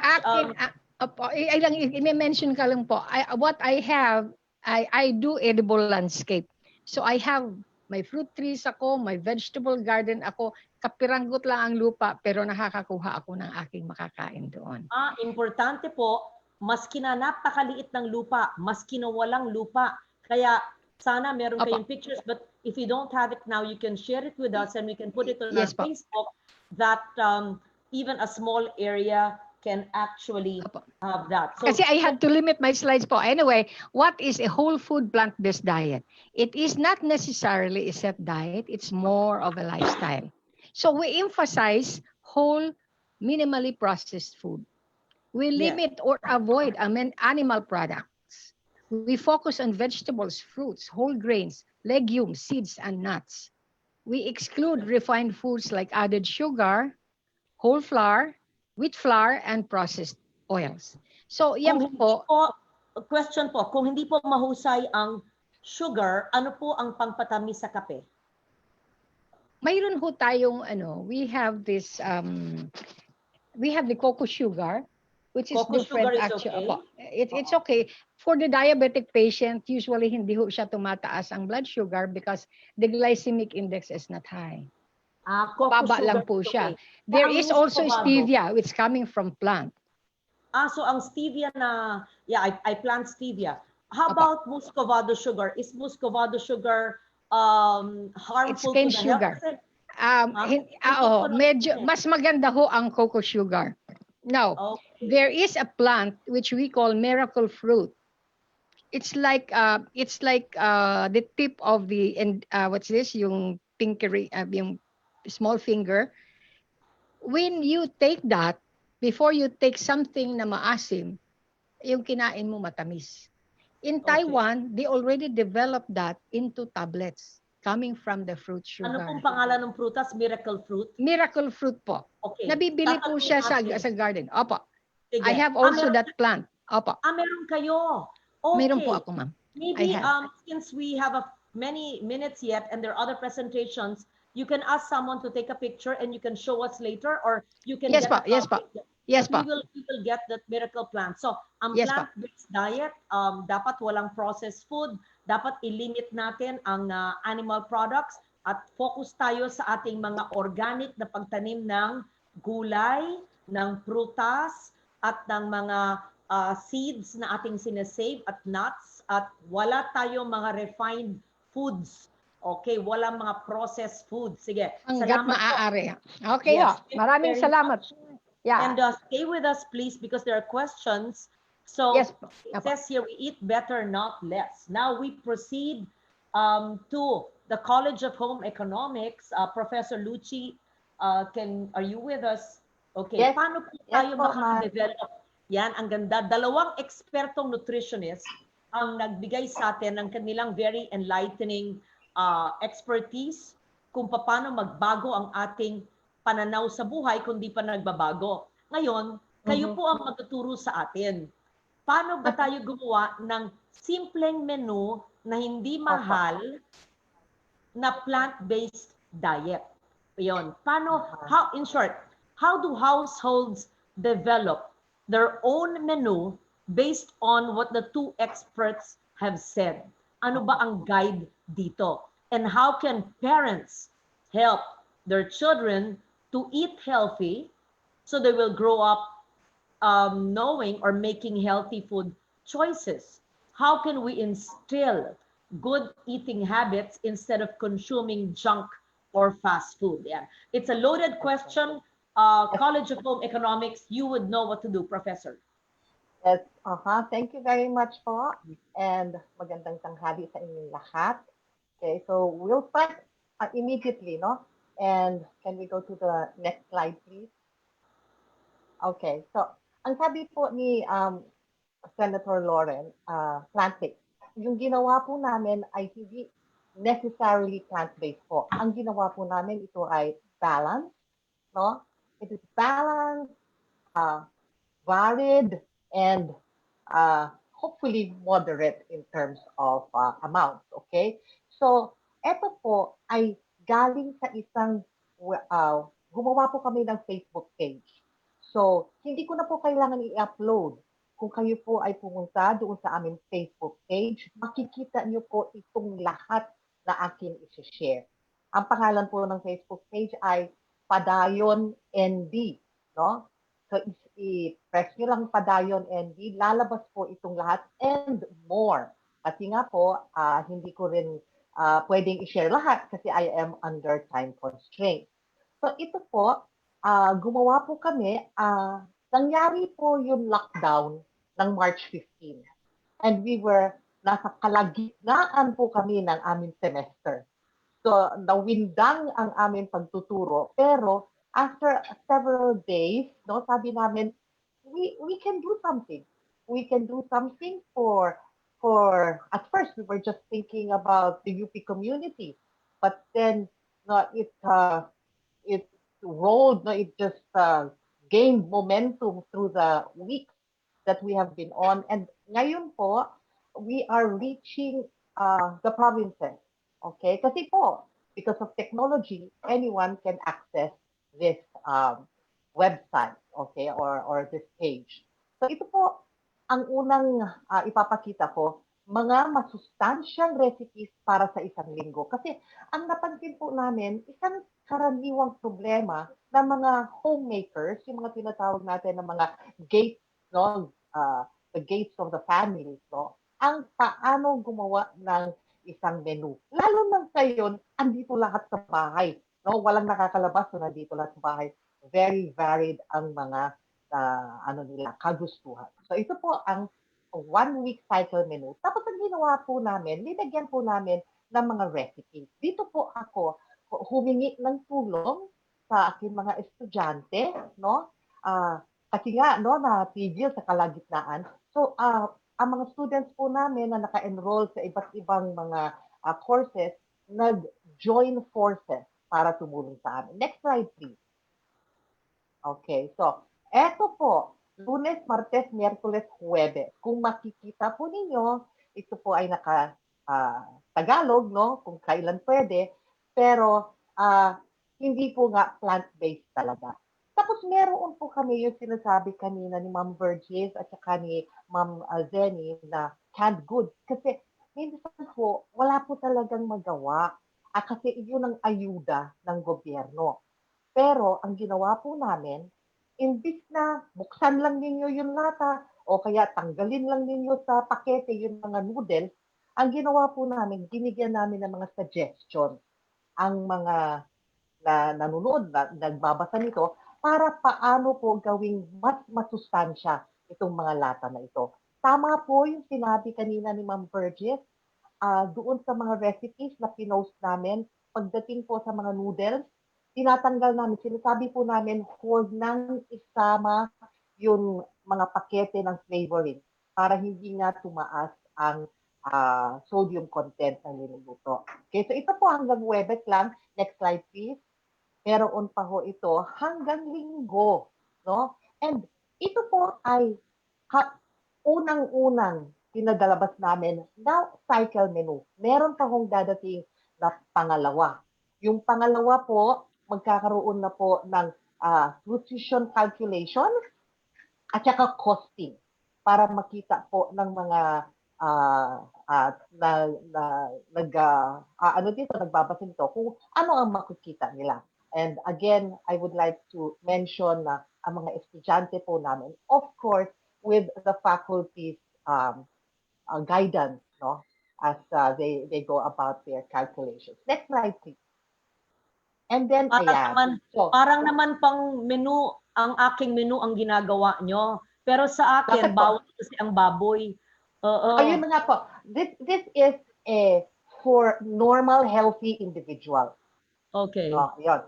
So, kasi ang susunod nga po na cycle menu, andoon na. Ang naandito lang po kasi kung ano ang mga sustansya na taglay na mga ingredients. Yung susunod po na cycle na i-upload namin, magkakaroon na po ng calculations for nutrients and for cost. No? Meron din po kami linalagay dito. Kasi nga, minsan like you, sabi ninyo, bawal sa inyo ang baboy, pwede naman pong i-substitute, no? Yung mga ingredients that you want to remove. Okay? So, Ang gagawin ko next week, papakita ko yung mga litrato ng aking mga kinakain. Sige, papakita ko sa College of Home Economics yung aking alokbati o maski yung aking sa umaga, ano lang, saluyot lang. Yeah. Saluyot lang at saka malunggay.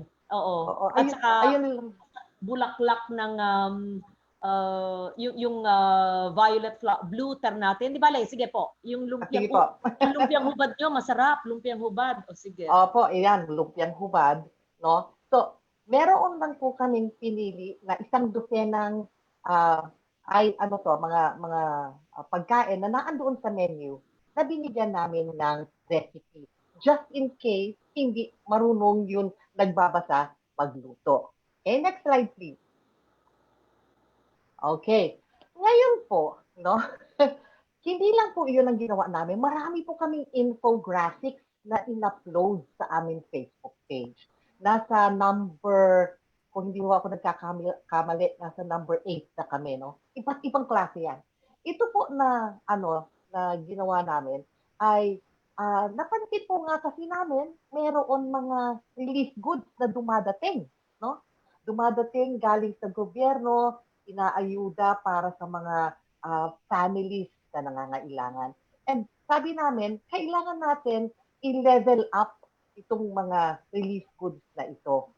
So, ako po yung nag-test ng mga recipes. So, si chef, hindi ko alam kung papasa ako sa kanya. Hindi po ako chef. Ako po ay isang foodie lamang. Pero, ito po ay tested. Meron po ako mga taste testers, no? Kasi yung ginawa ko po itong mga recipes na ito, nandito ako sa condo namin, so pinamigay ko sa akin mga security guard sa baba, at saka sa mga iba pang mga dito sa condo. At masarap naman ang kanilang sabon. Kagaya ng sinabi ko kanina, kapag halimbawa con noodles, sasabihin na po namin, huwag isama yung pakete ng seasoning para hindi maging mataas ang sodium. Tapos po, ang sa dulo, palagi po linalagay kapag kayo ay nagko-control, dahil po mataas na po talaga sadya ang mga recipes na ito sa sodium, huwag ito araw-arawin. Yun po, napaka-importante para sa amin. Next slide, please. Yan. So, may part 2 na kami, no? Ang nangyari po kasi, humingi kami kung ano ang mga usual na natatanggap ninyo. Ito po, hindi ko ipapakita yung brand name, pero nakakita ako ng isang ayuda na squid, no? Squid. So, anong gagawin mo sa squid? So, nakaisip po ako, ito, linagay ko sa munggo, no? Ginisa ko yung munggo, and then instead of putting in baboy or karne, ang linagay ko po ay pusit, no? Tapos, hindi ko yata mawawala sa mga ayuda yung sardinas, so naandito po, ginataang sardinas. Isang point po tungkol sa noodles, kung titignan po ninyo ang instruction sa likod ng noodles, ng pakete ng noodles, naandun po sa huling-huli. Para sa mas masustansyang pagkain or dish, lagyan po ninyo ito ng gulay. Karamihan po ng mga gumagamit ng noodles, hindi na po umaabot sa instruction na yon, no? Pagka naluto na nila yung noodles, okay na, kakainin na nila. When in fact, ang noodles hindi necessarily ang bida ng pagkain. pwedeng isasama na lang yung noodles sa mga gulay-gulay na ilalagay ninyo. Meron din pong meatloaf, no? Ito po yung mga karaniwan na kapag medyo hindi ko alam kung anong LGU ang nagbigay ng meatloaf, pero meron pong nakatanggap ng meatloaf. So, sinagot po namin yon, gumawa ako ng pinakbet at meatloaf. Okay? Next slide, please. So, kung titignan po ninyo, no, ito pong nasa itaas, nandiyan po yung aming Facebook page, Padayon ND, hanapin lang ninyo. Next slide, meron ito sa tabi. Okay? So, ito naman po, ngayon na may COVID-19, ang unang-unang hiningi ay paano natin i-increase ang ating resistance, no? Yung resistensya natin, kailangan natin i-increase. So, meron po kaming in-upload na infographics na ibinigay po namin dito yung mga ibang sinabi ni Ma'am Virgith at saka ni Ma'am Zenny na mga nutrients na kailangan natin at naandito na rin po kung ano ang mga sources. So, kanina sinabi nga ni Ma'am Virgith na ang zinc, no? Kasi ito yung mga hindi masyadong nakikilala ng mga tao. Ang alam lang minsan ng mga tao na nutrients ay carbohydrates, proteins, fats, which is your macronutrients. Tapos yung mga micronutrients, kagaya ng vitamina at mineral, yung mga medyo popular lang, no?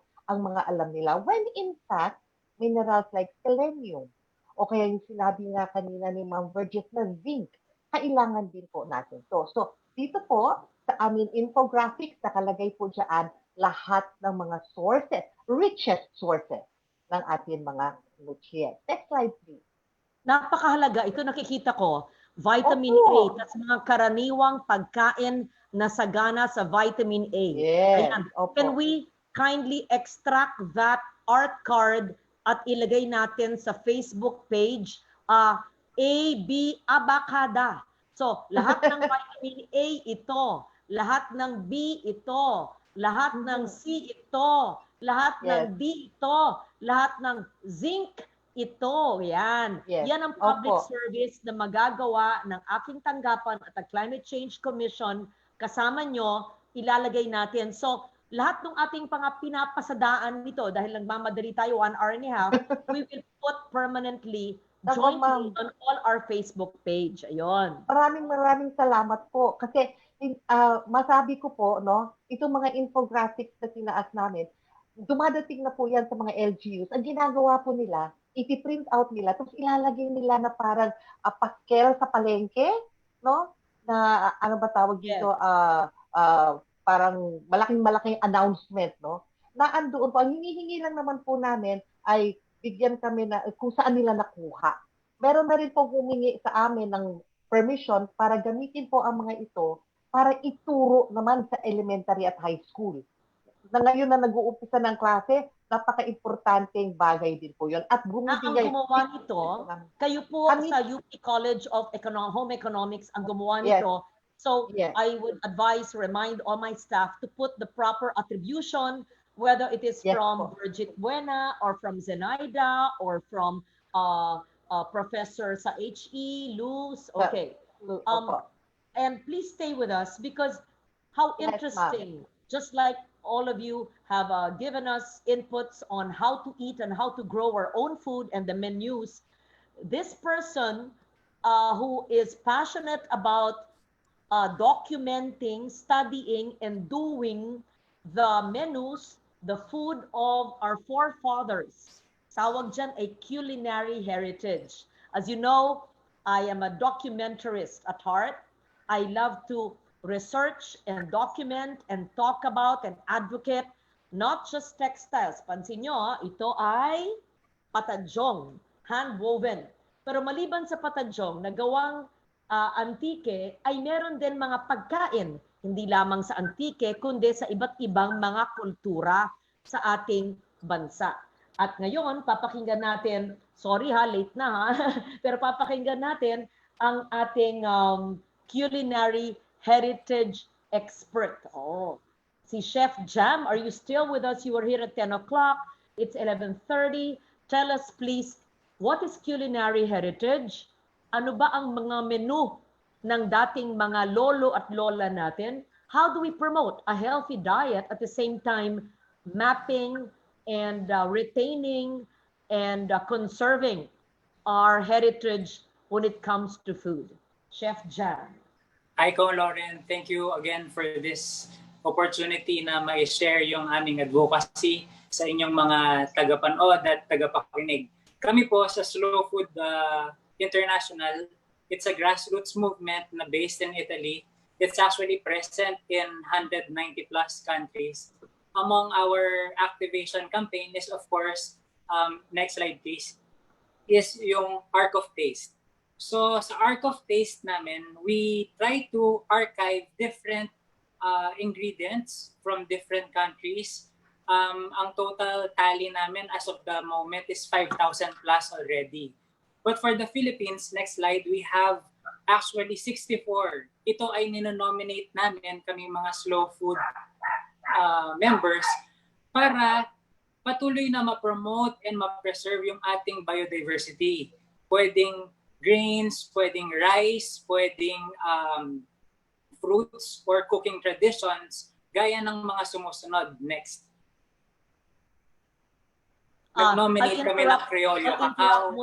I will interrupt Chef Jam. Sinabi mo 64. Ano nga ba yung 64 na sinabi mo? Yan ay mga nahahanap sa Pilipinas? Ganun ba yon? Yes. Ito yung mga indigenous ingredients natin and crops at the moment. So, ilan na ang na-document ng buong slow food sa buong bansa? 64 pa lang yung na-approve nila na under sa atin. But we have nominated several already from all over the country. So when you say there are 64 foods, there are 64 plants na na-nominate at na-approve ng Slow Food International na nagka-qualify na ano, how do you say that? The 64, how do you define the 64 foods? Ang Arc of Taste kasi is an online database. So ito ay pwedeng i-access ng kahit sino. At pag pinag-uusapan ng isang produce, pag pinag-uusapan ng isang pagkain, ibig sabihin, pwedeng hindi nawawala ito sa discussions. Pwedeng ituloy pang itanim, ihain ng mga tao. Kasi pag hindi na pinag-uusapan ang isang pagkain, maaaring mamatay ito, katulad ng kultura natin. That's true. So you're saying that the 64 food sources, whether grains or seeds or plants or vegetables, are still alive and found in the Philippines, have been nominated or documented in Slow Food International and na-approve, how do you say it? It's part of the database in the Arc of Taste program of Slow Food. Yun ba ibig sabihin? Yes. And, I'm sure there are more than 34. Mas marami kaysa 64. There are more than 64.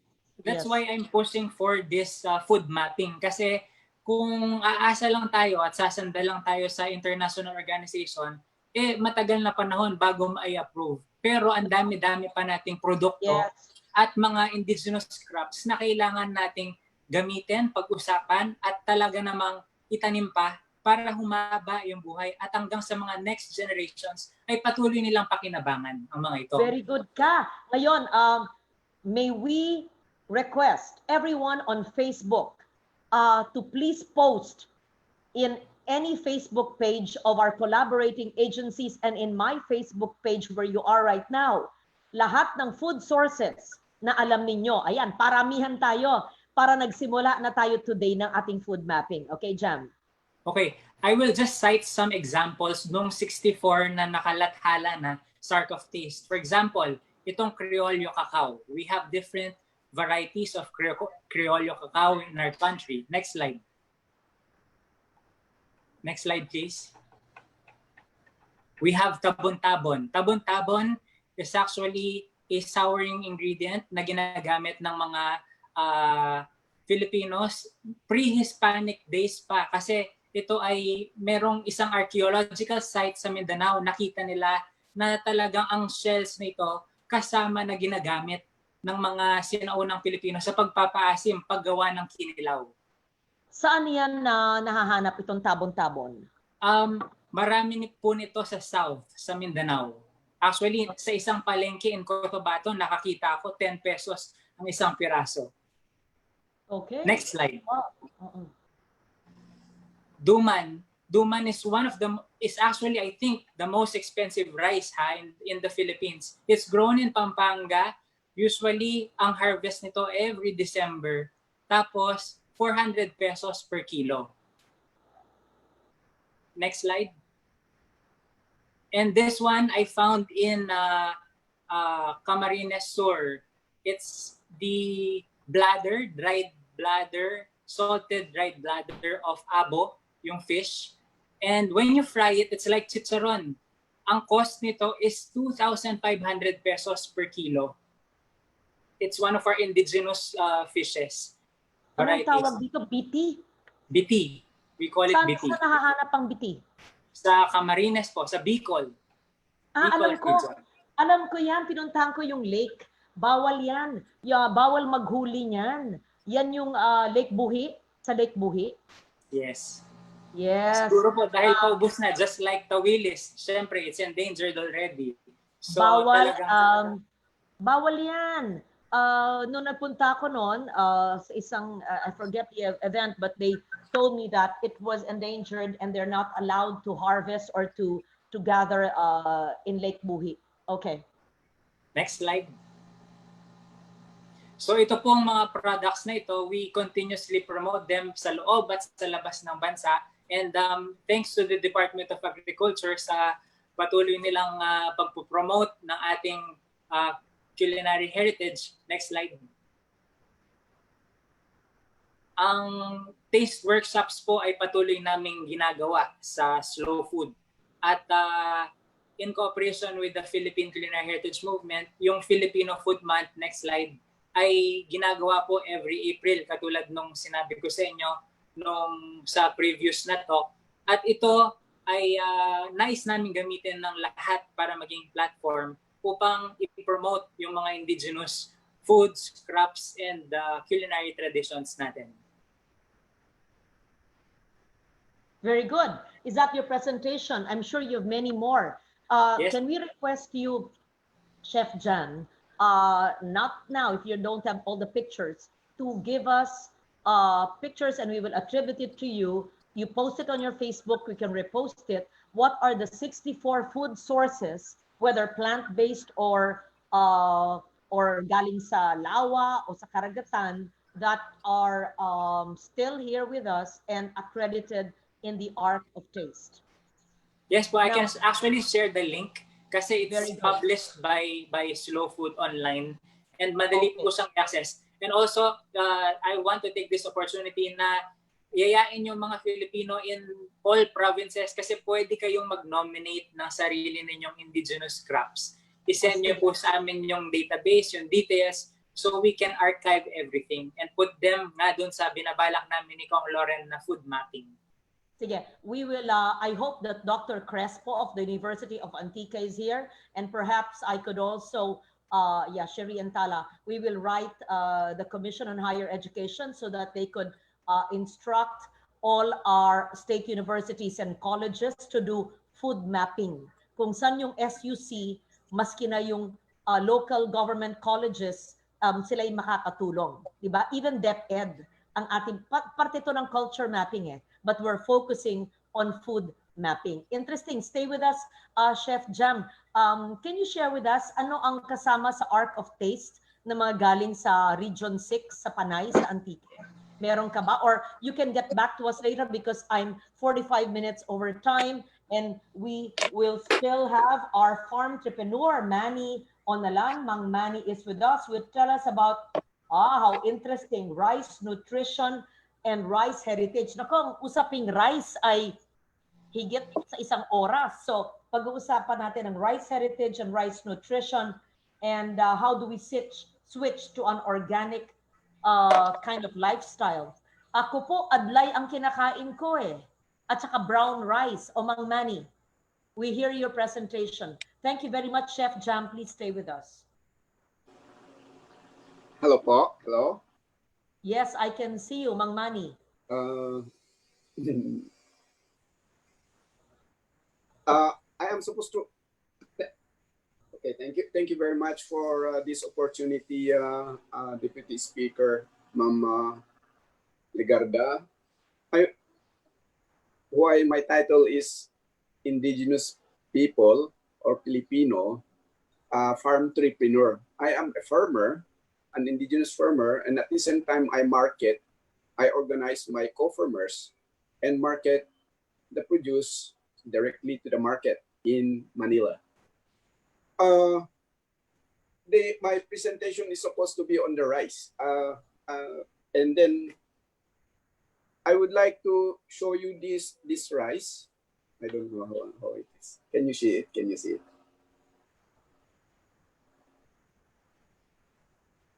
Malabo yata, mama. Medyo malabo. Sige, continue po.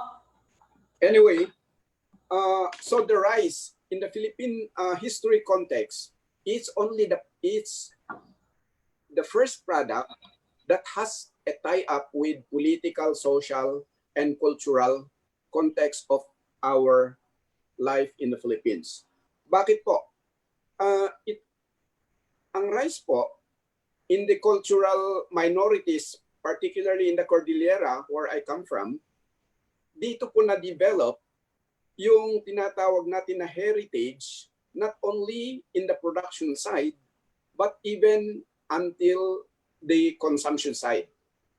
So, on the production side, mayroon kaming tinatawag na yung mga tingaw or rest day before cleaning the field, after planting, then after harvesting. Then after harvesting, you have again the fiestas, where the community will share and celebrate the fruits of their labor. Anyway, the rice that we are promoting right now is what we call the brown organic rice. When we say brown, technically, ito po yung unpolished rice, yung tinatawag ni ma'am na brown rice. So the brown rice may be either black, ito yung black, nakita niyo itong black rice. Ito yung black rice. Unpolished po ito. Then we have the red rice. Ito po yung red rice.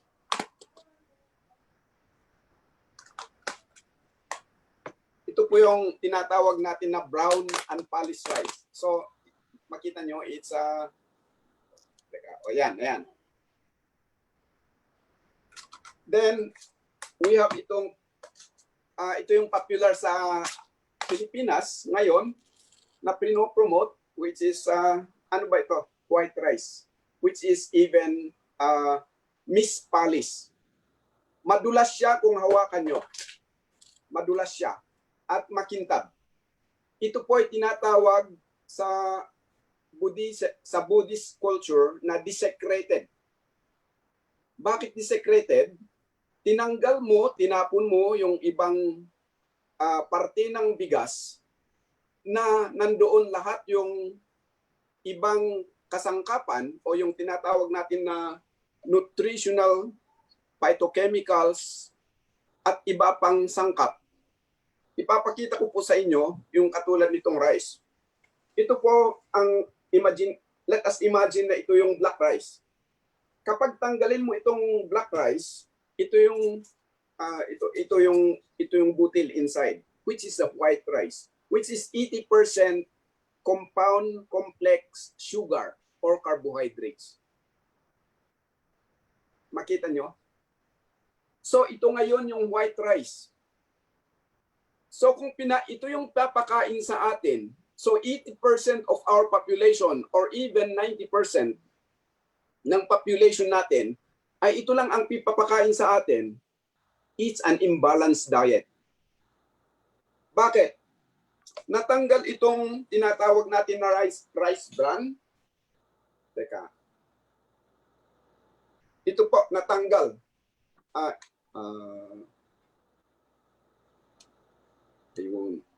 Itong rice bran, ito po yung balat. Pangalawang balat ng palay. Dito nakakonsentrate yung tinatawag natin na vitamins and minerals and phytochemicals of yung rice.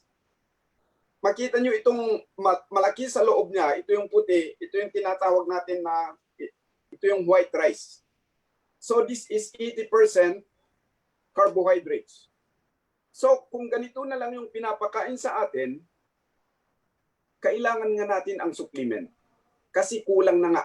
Wala na yung vitamins and minerals and the protein. Itong maliit dito na tutubuan ng panibagong sibol, dito nakakonsentrate yung protein ng rice. So makita nyo po yung there is a concentration of protein, there is a concentration of vitamins and minerals doon sa skin, and there is the concentration of the sugar or the carbohydrates. Kung ganito yung pagkaintindi natin sana sa pagkain, ay makikita natin na we are going to be self-reliant, self-sufficient, at saka resilient sana tayo. But there is a looming question, paano tayo magiging self-reliant kung 60% of our population is depending on tinatawag natin itong factory food based culture. Kung factory food based culture, I would just like to name it yung tinatawag kong pandesal culture. Yung pandesal, the raw material for pandesal, ay hindi po nanggagaling dito sa atin. It's an imported from wheat. So, pag-uusapan natin itong in relation to this pandemic right now, I don't know how we are going to survive as a country.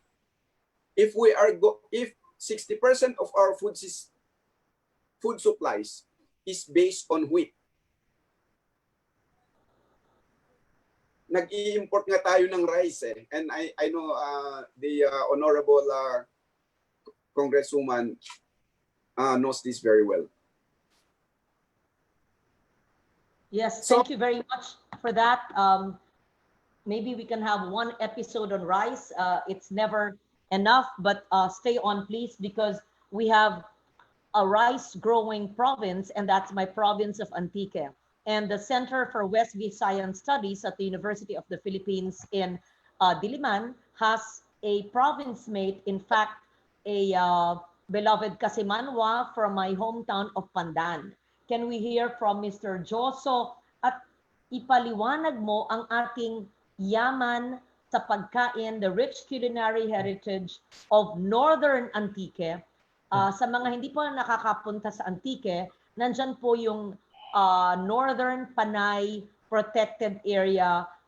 Yan yung kayamanan ng kalikasan ng northern part of Antique. Pero maliban dyan, meron po tayong mayaman din na culinary heritage. Maliban din sa ginagawa po nilang mga produkto gaya ng suot ko at gaya ng bariw at marami pang iba. Kaya super yaman ng Antique at ang Northern Antique. Kaya Mr. Dioso, Sashah Dioso ng Center for West Visayan Studies ng UP Visayas, mayad nga aga, maayong aga, ipaliwanag mo sa amin ang importance ng culinary heritage at paano pa yung mga masarap pero healthy na kinakain at the same time na pre-preserve natin or na ma-map natin ang ating culinary heritage. UP Visayas.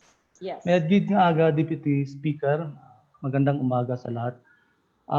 Pinili ko yung dalawang luto galing ng Northern Antique bilang para mag-represent ng culinary heritage doon. Ito yung binabak at saka yung pinayukan nga banag.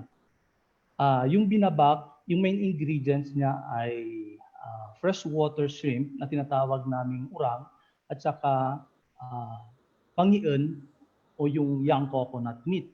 Tapos yung pinayukan nga banag naman, yung main ingredients niya ay freshwater snail at saka yung coconut milk. Sisimulan ko sa binabak. Medyo meticuloso yung pagluluto nito mula sa preparation kasi nga aabutin ka ng 3 oras sa pagluluto. Yung dalawang main ingredients ay hinahalo siya sa batuan leaves, luya, salt, onion bulb and leaves, and garlic, at binabayo gamit yung mortar and pestle o tinatawag namin na halo kaglusong. At ito ay binabalot sa dahon ng tagikhik na makikita usually sa bulubunduking bahagi ng area, at slow cook ito sa boiling water with salt. Sa next slide please.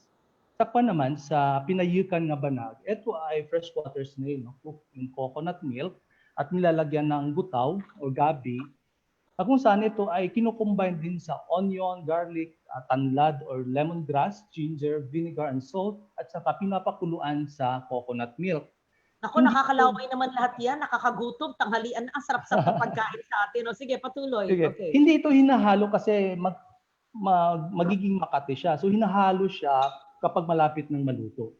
Yung uniqueness dito ay marami sa mga luto sa Northern Antique ay may kasamang paniniwala. So sa pagluluto ng dalawang luto na ito, nung binabak at saka pinayukan na banag, dapat maingat ka kasi nga sa paghahandle ng ingredients, you should ensure na careful ka na hindi ito matapon sa apoy. At halimbawa, yung mga shells ng urang o yung freshwater shrimp, hindi mo dapat itapon sa area na malapit sa apoy kasi the burnt smell of urang or pinayukan na banag may enrage the spirits. Ito yung mga tinatawag naming taglugar or yung mga environmental spirits. So magagalit ang mga taglugar because they are believed to be guardians of this species. At sa kanilang galit, magkakaroon ka ng punishment na tinatawag na angol. Ito ay characterized, ito ay illness in which a person suffers from mild to severe headache and neck pain. So dito sa dalawang culinary heritage na ito, makikita natin yung interaction ng environment o yung palibot na tinatawag natin at ng mga tao. Ang binabak, yung mga main ingredients siya na source sa palibot, na kung saan nandyan yung mga dinangmanggad o yung natural wealth sa rivers halimbawa, at kasama na rin yung karagatan na nagbibigay ng sustenance sa mga tao. And as locals derive their sustenance from the palibot, the locals also recognize that they are not the only dwellers in the area. In fact, they believe that they cohabitate with the environmental spirits who are guardians of river and mountain. And the belief in angol is a proof to that. That's why talagang ang pagprotekta nila sa palibot ay nakaangkla rin sa kanilang paniniwala na hindi lang sila yung nananahan sa mga lugar na yan. So in effect, the locals utilize the natural resources and contribute in promoting environmental conservation. So itong dalawang culinary heritage na ito ay bahagi na ng pagkakilanlan, lalo-lalo na halimbawa sa bayan natin sa Pandan, Deputy Speaker, na pag sinabing binabak, ay talagang makikita sa Pandan at sa iba ring bahagi ng Northern Antique. Ma-observe natin na additional ingredients can be added to concoction when available, and people from that side of Panay relies on what is available in the environment to be part of the meal. And itong binabak at pinayukan na banag, both dishes require tedious process which reflects people's hard work, persistence, at yung love nila for the craft of cooking that fosters a sense of pride. Nung panahon ng, nung nagsimula yung pandemic, ang Pandan ang kauna-unahang bayan sa mainland Antique na nag-register ng positive na case ng COVID-19 infection. At dahil nga sa government-imposed lockdown at the restricting movement, the community resorted to backyard gardening at saka sa river fishing para masustain yung pangailangan sa pagkain. So, malaking tulong yung paniniwala at yung pagprotekta sa environment sa pag-sustain ng pangailangan ng mga tao sa Northern Antique. To end, these dishes from Northern Antique is a testament to the continuity of tradition because of the strong observance of cultural beliefs. And in this light of global health crisis, we are invited to tap our indigenous knowledge and practices that can help us sustain and address the challenges that we are facing. Very good. Can we post your recipes for this, Mr. Dioso? O syempre Yes, naman, sa si Manuel, share mo yan. Ang sarap-sarap. Pero you're correct. Kung tayo ay nagtatanim sa ating backyard, kung tayo ay nagtatanim sa ating farm, kung tayo ay nagtatanim sa ating barangay, kung wala tayong sariling pagtatangnan, yan ay tinatawag na Slow food, ibig sabihin, hindi galing sa malayo ang iyong kinakain or source ng iyong food.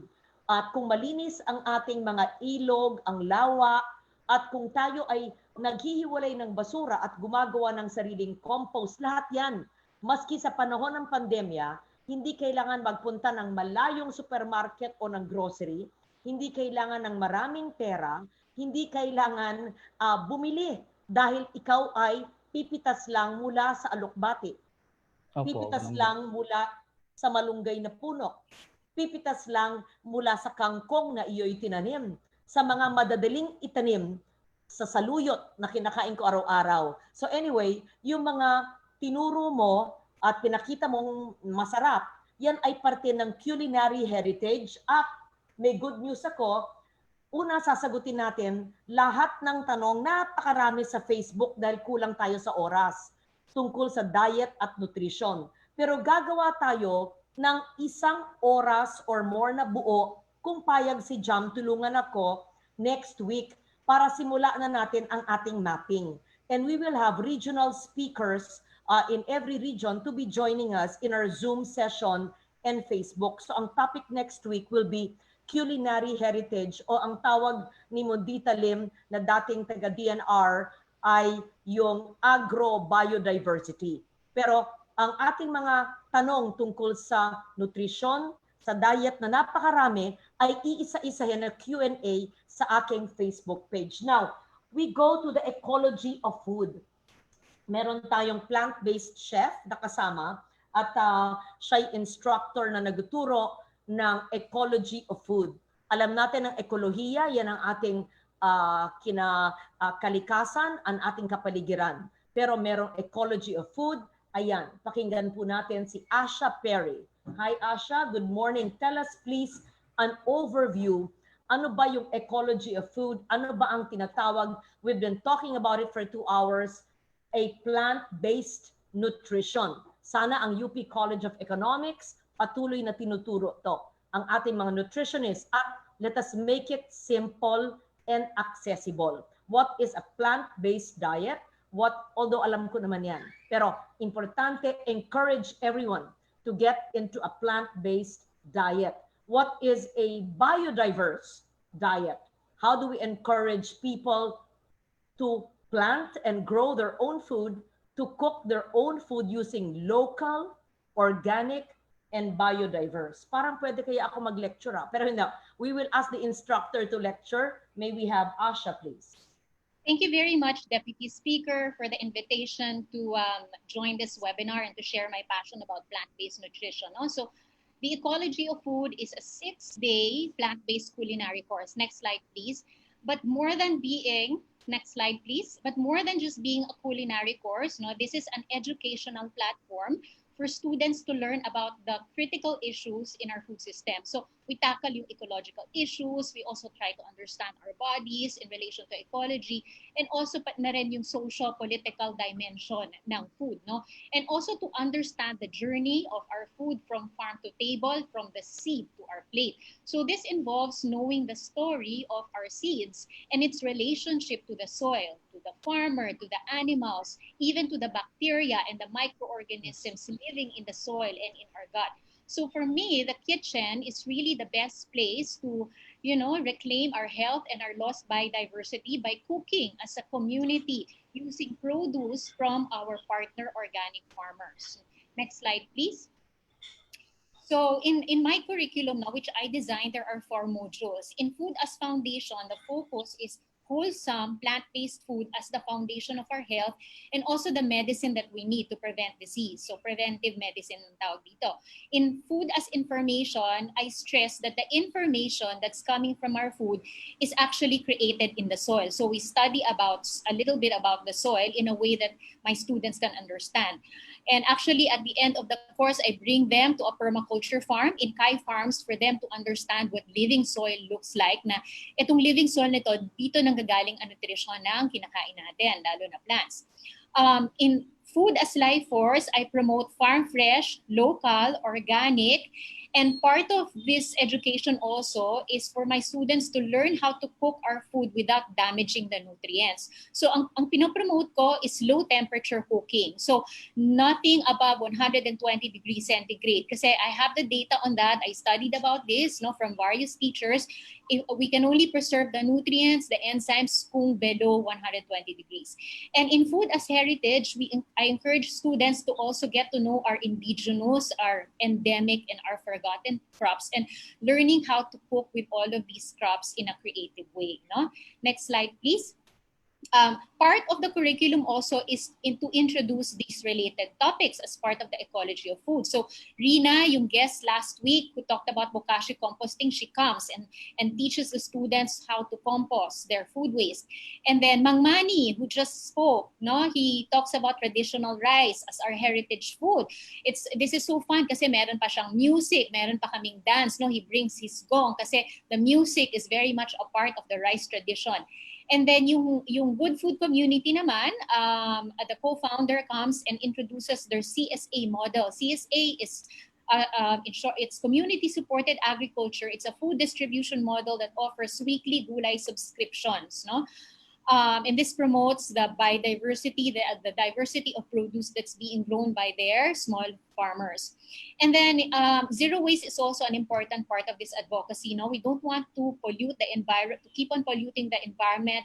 So as much as possible, we try to refuse plastics and to refrain from packaged foods. So kaya ang advocacy natin is, to source it out directly from our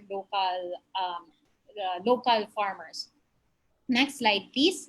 So what is a biodiverse diet? I'm very passionate about this. Ecology of Food recognizes that in nutrition, when we talk about nutrition, we always champion diversity. Diversity is fundamental in nutrition, and the best source of this diversity is plants. They are also the most digestible source of the macros and the micros, the carbohydrates, proteins, and fats, and also the vitamins, the minerals, the phytonutrients, and also fiber. Huwag nating kalimutan, very important in fiber. Next slide, please. And the same is also true in farming. We champion diversity, not monocultures. So for me, as an educator and also as a chef, my plate, when I prepare food on my plate and when I teach, I tell my students that our plate should be a reflection of the biodiversity that grows in the fields as practiced by permaculturists, biodynamic farmers, yung mga nagpa-practice ng agroecology, where you grow different crops together instead of just one crop. Can we go back to the previous slide? Yes. So when we talk about nutritionally diverse food, this can we have to stress this can only come from local, organic, and seasonal. The most nutritionally diverse foods are locally grown. When we support local, we cut the food chain, we cut all the preservatives, the chemicals that's toxic to our bodies and the environment. Also, organic plant food is the most protective for our health. So hindi lang plants, dapat organic siya. This is not grown with chemicals, artificial fertilizers, and also GMO-free. This is a whole discussion in itself. So kung hindi nyo masyadong alam yung GMO, basta tandaan nyo, dapat GMO-free siya. Seasonal foods. How can we make this more affordable? Sabi nila, organic is very expensive. But let's think seasonal. Seasonal food, pag seasonal, mas madaming supply, so mas mura, mas affordable. So huwag tayong maghanap ng pagkain na wala sa season kasi definitely mas mahal yon. So when we say local, organic, seasonal, this is very sustainable for our health, for the health of our planet. It lessens the risk of chronic disease. It doesn't pollute our land, our water, and our air. And then also, I must mention that planting and eating more resilient crops can mitigate climate change because we know it's already been established that the main driver of climate change is actually industrial agriculture, particularly livestock farming or factory farming. As Mang Manny mentioned, yung mga factory food na yan. Next slide, please. And next slide. And another reason why biodiversity is very important is because of our new knowledge about the new science. The new science talks about the gut microbiome. yung gut microbiome natin, or the ecosystem of microbes, or the collection of microorganisms living in our gut ecosystem, they need the nutritional diversity from plants, especially fiber. We must consider na ang fiber na to, we can only get it from plants. We cannot get this fiber from animals. So when we have a diversified plant-based diet, we actually feed the different species of bacteria in our gut ecosystem. And then pag-balance yung microbial community natin, this means a stronger immune system, no? And this actually can already address all the nutritional deficiencies. Even if you're not a nutritionist, even if you don't know all the individual vitamins and minerals and all these macronutrients, if you eat a biodiverse diet, if you take care of your gut health, then you won't have any deficiencies, no? So a strong immune system is very dependent on gut health. And the pandemic has been a reminder for us that we should be eating a lot more plants. We have to support local. We have to eat organic. Next slide, please. So how do we encourage people to prepare biodiverse food? No? How to create biodiversity on our plate. So these are very practical tips. Kasi every day when I prepare food, and this is also what I teach in my classes, yung plate natin should visually and nutritionally tell the story of biodiversity and resilience. So how do we create this story on our plate? When I create, for example, my lunch, no? So 40% of what's on my plate is actually local organic grains. So I'm talking about traditional, unpolished, heirloom rice, different colors.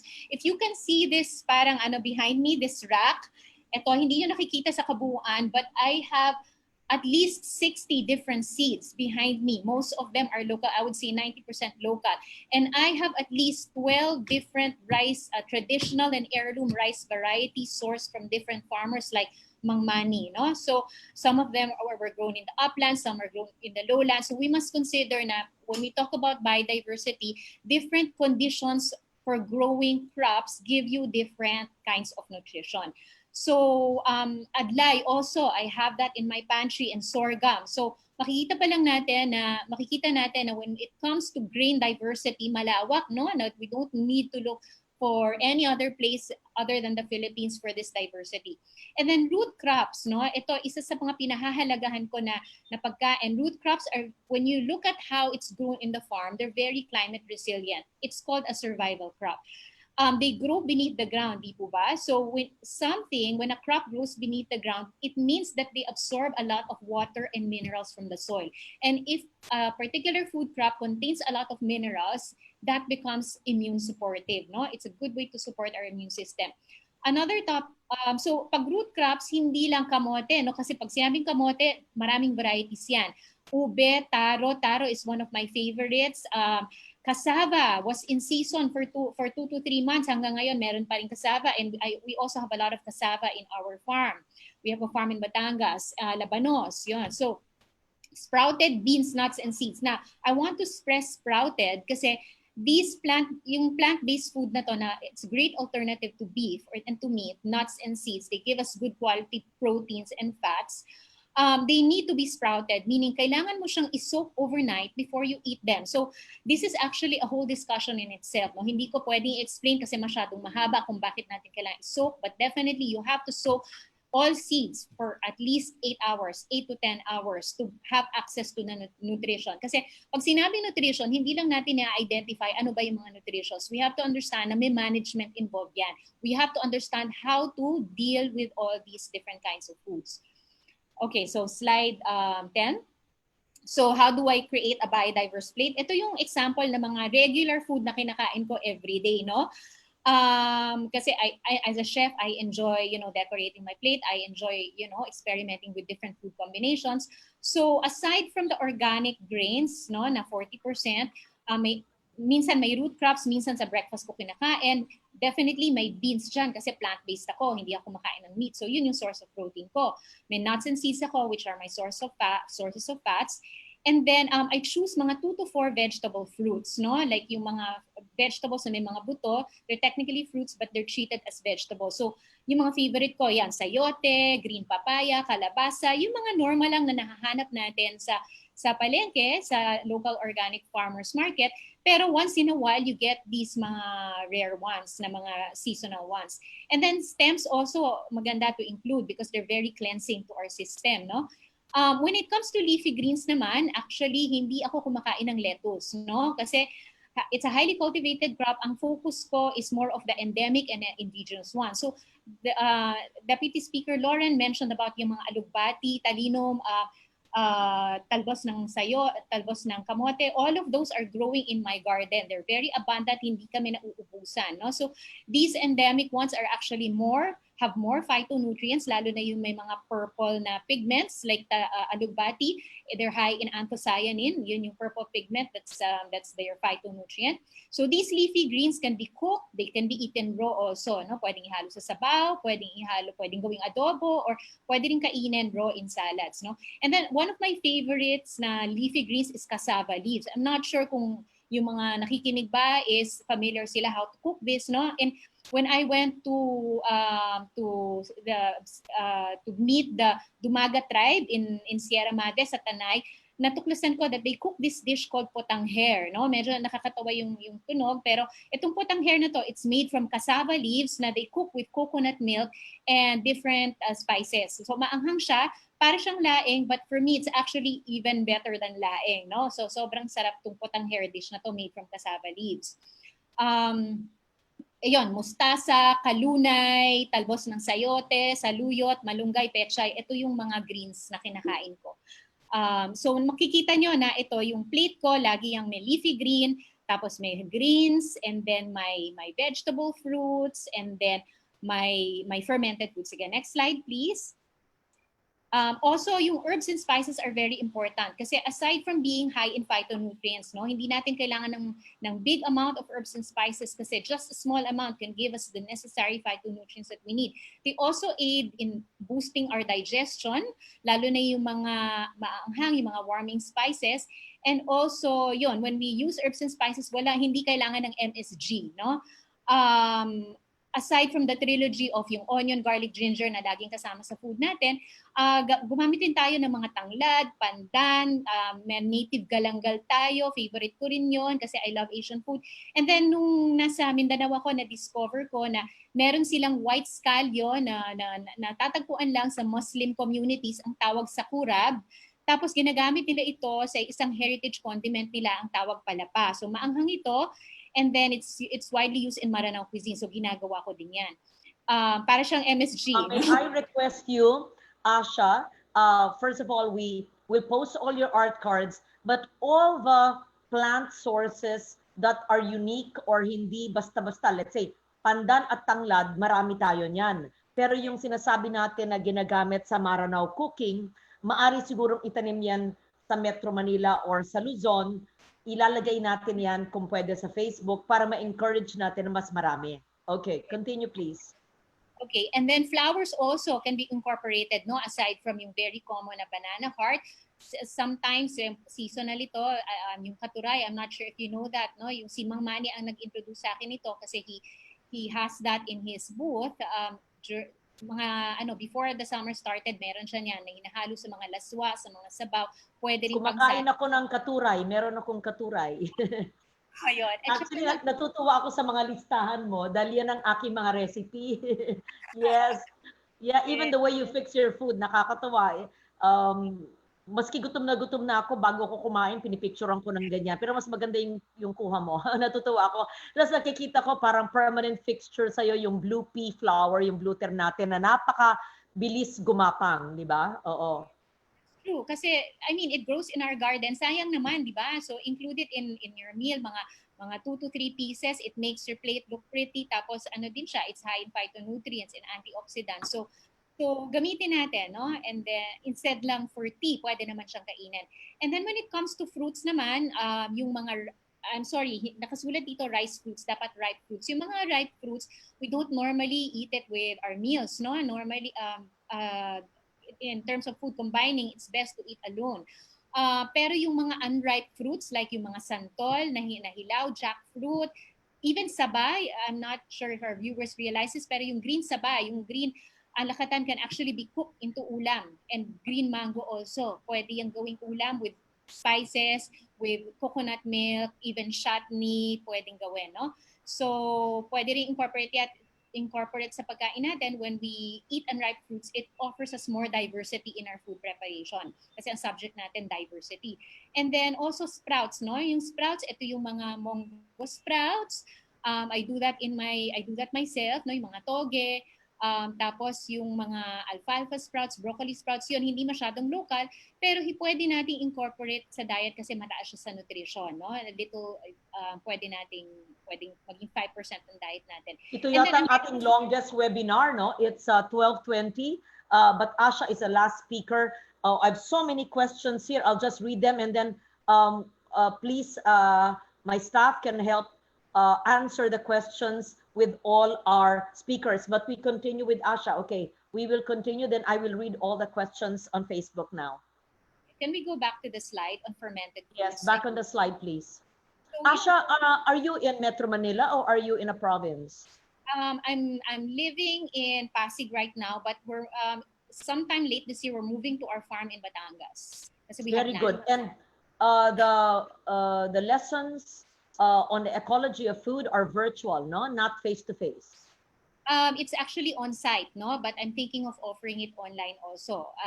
Yeah, in fact, yeah. Anyway, can I go back lang to fermented foods kasi I'm very passionate about. I can see now fermented foods. Okay. Fermented foods are very good for adding friendly bacteria to our gut. So, wag nating sabihin probiotics ang binibigay nitong fermented foods na to kasi for something to be considered as a probiotic, especially food, it needs yung general consensus ng scientific communities. They said na for something to be called probiotic, kailangan tested sa laboratory. So pag fermented foods, ang sasabihin natin is it adds friendly bacteria to our gut. So it creates a better gut environment. So ano mga ito? What are these, Asha? Fermented foods, okay, na-mention na, like pwede yung mga kimchi, sauerkraut, hindi masyadong indigenous sa atin yung preparation nito, but if we use local produce, it's okay. And then, I also make my own miso using local beans ni Mang Manny, yung mga white beans, yung mga camouflage beans, yung black beans, even mongo can actually be made into miso. So, ginagawa ko lahat yan from scratch. And also tempe, I make my own tempe also using our local beans. So, using tempe? What is tempe, Asha? Is normally made from soybeans na fina-ferment siya with a starter na in culture na mold. Tapos tumitigas siya, nagiging parang bloke. And then this is a protein alternative. So masarap siya, no? Parang alternative siya to meat, to fish, okay, or whatever. So an example of a fermented food. And then I also make my own yogurt, pero since I'm a plant-based chef, I use coconut. So I make coconut yogurt also. You're a chef at nagtuturo ka ng face-to-face, but alam naman natin in the better normal, mahirap yung gathering na face-to-face, no? So how do they access your knowledge and your recipes? How do they learn from you now? Actually, sinisimulan ko pa lang yung platform na to, no? Kasi I understand that I need to go digital and online. So yes. I'm working on it, but definitely it is possible kasi I can give these cooking demos, no, on a virtual basis. So possible okay. Na. So my office will be your trial. Pwede mo kaming virtual, kasi sabi mo ang classes mo 6 days, baka hindi naman namin kaya ng 6 days, we have so much work. You can compress it into a special half-day class kung kaya, or 1 day. So we learn the ecology of food and we learn ang sarap yung mga plant-based diet. O sige, subukan mo yung virtual online classes mo, kami ang iyong guinea pig. O sige. Yun. And then when we talk about a biodiverse plate, no? So maganda na you have at least 5 plant parts there and 5 colors. So kumpleto yan. Kumpleto kasi nutrition if you have the parts and the colors, kasi we have to understand that the way that the plant grows, no, the plants designed to themselves, or Mother Nature designed plants to distribute their nutrients in the different parts. So by having the parts there and also the colors na kung saan nakakoncentrate yung phytonutrients, assured ka na hindi ka nutritionally deficient. So pag nagpa-plan ako ng aking meal or ng menu, isipin ko ba, meron ba akong seed, meron ba akong leaf, meron ba akong root, yun, ganon. No? So can even be more than 5 parts, even more than 5 colors. Ang importante. Yung nakikita ko ba sa'yo, is that rice or is that adlay? Sa plato mo? Which one? Ito, yung unang letrato. Well, I use rice and adlay, pero sometimes I also use a combination of them. Yung rice and adlay Okay. to one meal. If I want Kasi it to parang be nakikita ko dito, parang white rice but there's something brown on top. Ano ba yun? good, that's adlay, and then on top is a kind of seasoning that I made, no? Okay. And then, so ito yung tinatawag nating nutrient-dense meal, no? So we have to consider plant parts and also the color. So next slide, please. So of course, no, when we talk about biodiverse diet, local organic, we want everyone to be able to afford to eat this kind of food, no? No matter what budget you have. Hindi ito pang, kung yung may budget lang or what, pag sinabing organic, mahal, it needs to be accessible to everyone. So, gusto ko lang i-quote si Mang Manny dito sa sinabi niya, no, na those who have the means, if you have a bigger budget, you choose diversity of farm food items rather than a repetitive menu.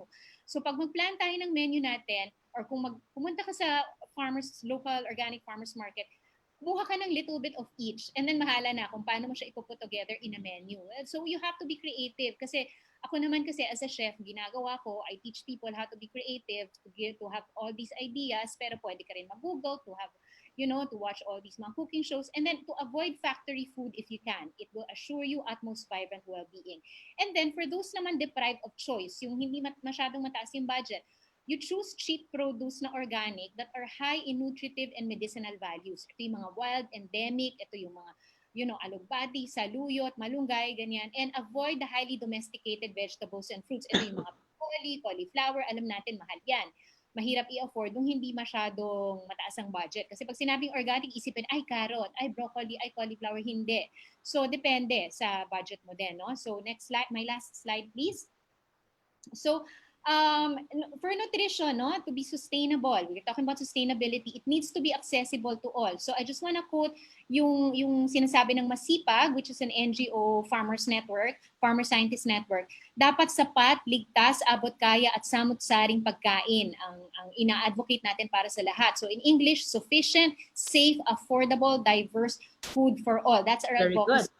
We can only achieve this sustainable, yung tinatawag natin sustainable nutrition, if we mainstream agroecology, biodiversity, permaculture, and all these farming methods that follow the laws of nature and hindi siya destructive sa soil. Kasi pag destructive sa soil, hindi siya sustainable.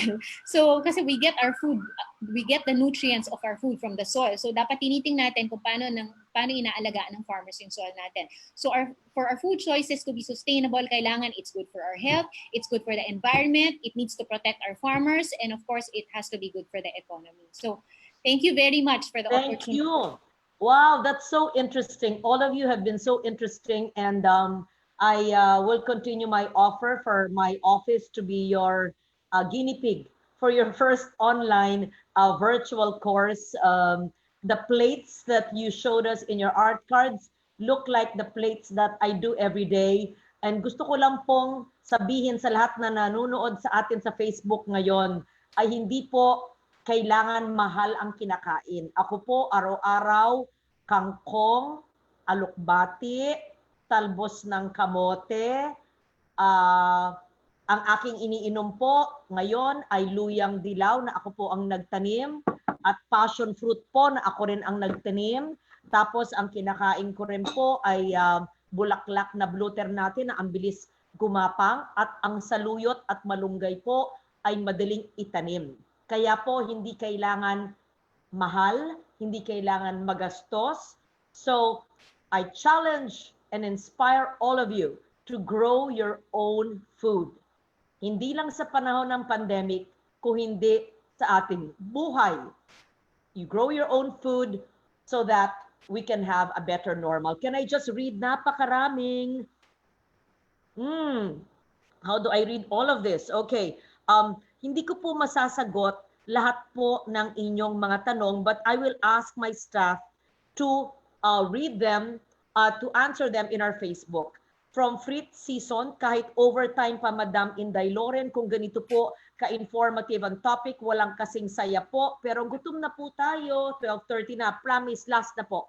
Sana po ma-i-upload din ang mga presenters ang kanilang presentation. Yes, we will upload everything in the Kong Lauren Legarda Facebook page where you are, and in the Climate Change Commission Facebook page, and in my YouTube channel, Lauren Legarda. Can my staff text me the exact links to both, and all of our resource persons, ang kanilang contact details will all be there in their various social media accounts and platforms.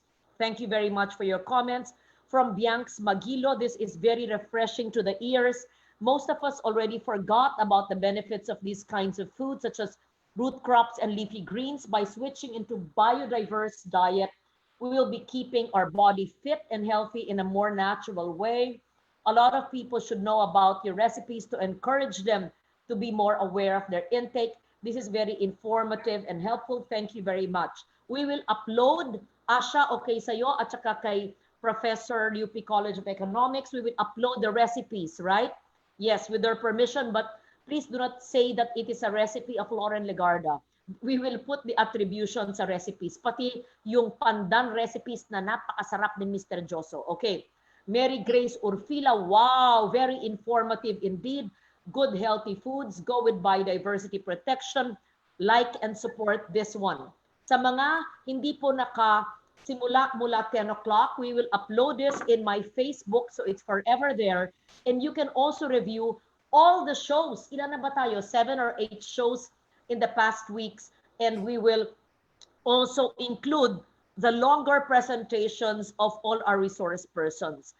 Adam Jesus Bering, how can the participants and the Facebook viewers avail a copy of the video presentations? As I said, i-upload po natin yan sa lahat ng aking social media platform, namely my Facebook page and my YouTube channel. One a minute, I will just read. Okay, today is our 8th episode, and there is an art card I will post on the contact details of all our resource persons. Can you also post my YouTube channel and my Facebook page para pwede nyong balikan ng balikan. From Joy Denaco, the topics discussed today are all interesting and very informative. I hope next time speakers would be limited to 3 to 4. Masyadong marami, tama ka. So it won't be an overload of information for viewers. Sessions can be separated into 2 episodes. That's why we're having one whole episode on culinary heritage next week, so we can appreciate the topic shared by all speakers. Thank you for today's learning about food and nutrition. I learned a lot. Kudos to Kong Legarda, organizing team, and speakers. You're welcome. Adam Jesus Bering, watching from FCU Rojas. Sa mga taga Rojas City Capiz, kamusta po kayo? Durugin ng salamat sa inyong pagpanood. Arden Rod Condes, is Arden Rod Condes our great director? Yes. Great talk, Sashah Dioso. Aba, meron ka palang fan dito, ha? Okay, kakagutom. Sana, Direct Arden, pwede kayang gumawa ka ng documentary tungkol sa mga indigenous cooking ng Northern Antique. Di ba magandang topic yan? Ayan. Marichel Maggusara Abo, good morning po. Buren de Su, Kruhay Antique. Thea Pentason, UP Pandanons for Sashah. Parang napakaraming fans yata. Balik natin si Sashah. Si Sashah nahihiya siya dyan. Marami daw siyang fans. Arden Rod Condes, binabak. Ano ba yung binabak? Ano yung binabak is best? Sabi ni Direct Arden. Ano yun? Mr. Dioso. Yun yung present ko kanina, congressman na pa na. Binabak yun, binabak. Freshwater okay. shrimp. Oh. Yung yes, yung freshwater shrimp. Yes. In season ba yan ngayon? Pero pag umulan, medyo mahirap makuha. Wala na ngayon. O pagpunta ko, pag wala nang ECQ, GCQ, pag makalipad na, hahanapin kita. Lutuan mo ko, ha? O sige. Si Virgith Buena, thanks. Pero yung aking throat, hindi raw siya mag-cooperate. Si Virgith, oo nga, magsalabat ka. O sige. Aba, si Arden, masipag si Arden. Go, Sashah Dioso. Ang dami mong fans, ha? Yun. Tapos, Macy Bonroan, very informative, continuously watching. Mundita Lim, Agro Biodiversity. That's her comment on the food mapping discussion. Mundita, are you still in Los Baños? Kasama ka sa ating programa sa gagawin natin with Climate Change Commission on food mapping. Okay, Ipat Luna, trabaho mo rin yan, ha? Tochi Esu, isang masustansyang umaga sa ating lahat, talaga masustansya. Kit iyan mausi sa our so-called nutrition experts should also level up their knowledge and not remain with the conventional health knowledge. Tama ka, plant-based diet, lifestyle talaga yung the best. It's appalling, that the Philippine government is behind when it comes to nutrition. Kaya nga ginagawa natin ito para lahat ay makaintindi. Growing kids really need, sabi niya kailangan din daw minsan ng pork and beef. Okay, Rafi Beaver, what food would help undergo, sa mga nag-menopause, ano bang food ang maganda? Let's show the picture of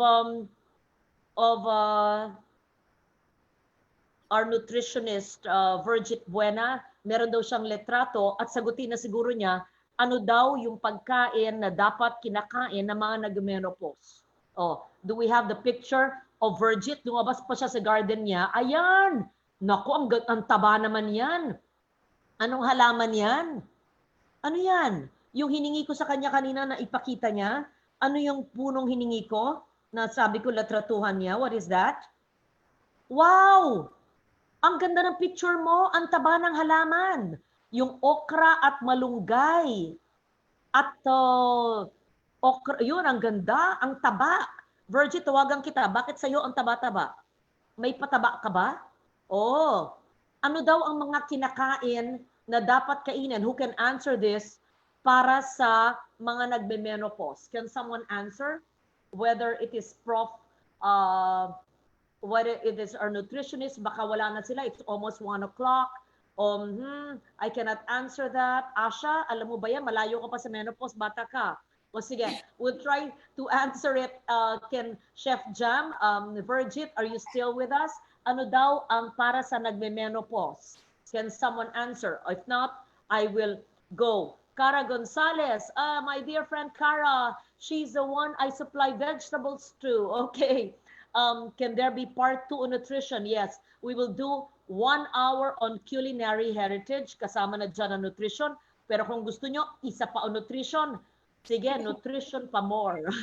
Helen Osorio Ventura, good morning. Congresswoman Lauren Legarda, good afternoon. Bianx Magulio, I read that you should drink 2 glasses of water upon waking up to activate your body. I think so too. Maganda siguro warm. Me, I put a slice of lemon and I plant my own lemon, organic. Vina Ramos, yes, watching. Ditas Virola, thank you, Senator Lauren Legarda. Hindi na po ako senator, but thank you very much. I'm Congresswoman of Antique. Thank you very much, Miss Ditas. Napapagod na ako. Pwede ho mag-ano? Ma'am, pwede?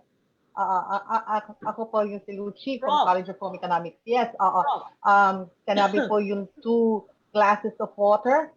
That is very good upon waking up. No?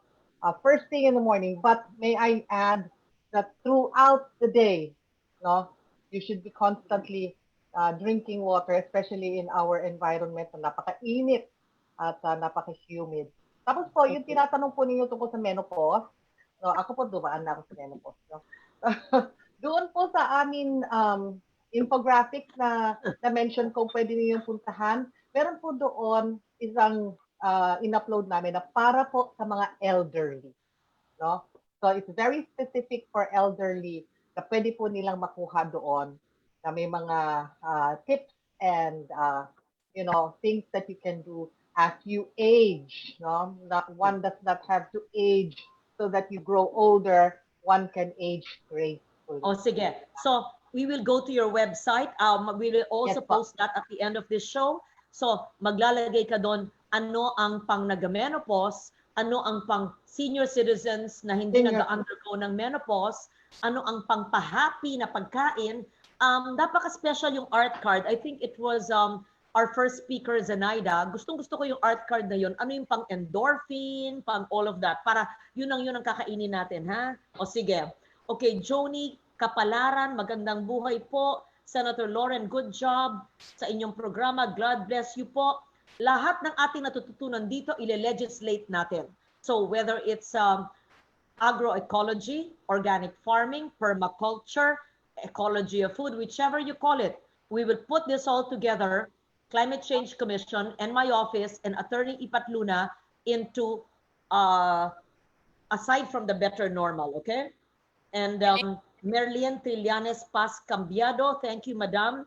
Zenaida Velasco, for sharing your invaluable knowledge. Of course, thank you, Senator Lauren Legarda. Well done. Salamat po. From Arlene Vidalio, Senator Lauren, your presence is a great help for everyone to easily understand food and nutrition. Yan po ang stories for a better normal. Hindi po tayo puro policy lang, at ito po ay research-based at science-based na webinar, but I communicate it in a language that is simple, hopefully to understand, with pictures and video, and we repost it so that everybody can go back to it. Then I try to simplify. Being a communicator, I know how to make people understand all of these important ones. Okay. And from Joy Denaco, ang canned tuna po ba hindi po pwede for omega-3 since processed food siya? College of Home Economics, Professor? Yes. Oo. Opo, meron po yun. Okay lang po. Omega-3. Opo, Okay as lang long po. as we always say in moderation. In moderation. Okay, thank you. Esperanza Santos, again, not all sugar are equal. Totoo pa yan, depende po sa klase ng sugar. Bianx Magulyo, ano pong alternative for coffee lovers? Hindi naman po masama ang kape, di ba? Hanggang 2 cups of coffee is okay. So, ano pong alternative? Coffee is good, 1 or 2 cups. And then salmon from the wild, not cultured like bangus, tilapia, and cream dory. I think, is that a question or a statement? But anyway, from iCrops International, I hope this presentation will be shared on our Facebook. Yes, iCrops International. Are you familiar with them? Yes, we will share it on our Facebook. And, you know, you don't even have to ask my permission. Share and share. All of the resource persons here and your friends and associates, share this webinar, the longest we've had in our 8 webinars. Esperanza Santos, 2 cups is ideal, but not all coffee are equal. Dapat brewed and local. I grow my own coffee because my Lola Maming, the mother of my late mom, planted coffee in the 1950s. Ayan. Rodelin de Tomas Malones, the slides are seen on Facebook. Very good. Crisel de Reyes, nakikita pa daw niya. Very good. Esperanza Santos, great input. Nice presentation. Rizel Grave, Seco Balagtas, good morning, good afternoon. Madeline Odarbe, wow, sabi niya. Thea Pentason, UP Pandanons for Sashah Dioso, ang dami naman ni Sasha. Okay. Arlene Vidalio, good presentation. Michael Sanchez, yung bignay. Okay. Ano yung anti-desma bunyos? Sino makakasagot niyan? Oh, chef. Ano daw yung anti-desma bunyos? Yung bignay, alam ko yun. Meron kang punong bignay na kinakain mo yung prutas. Pag deep red na siya, pwede rin gawing jam, pwedeng preskong kinakain, pwedeng gawing wine. Pero ano yung anti-desma bunyos? I-research yan ni Asha. From DK Makandili, good morning, Madam Zenaida, are you still there? Anong benefits ng guyabano? So yung mga hindi na maisagot dahil umalis na yung ating mga ibang guests, ng 3 oras na po tayo, sasagutin natin sa page na kung saan sila nagtanong. Ito sa climate change page, calling on Vice Chair Commissioner Manny de Guzman and Commissioner Rachel, okay?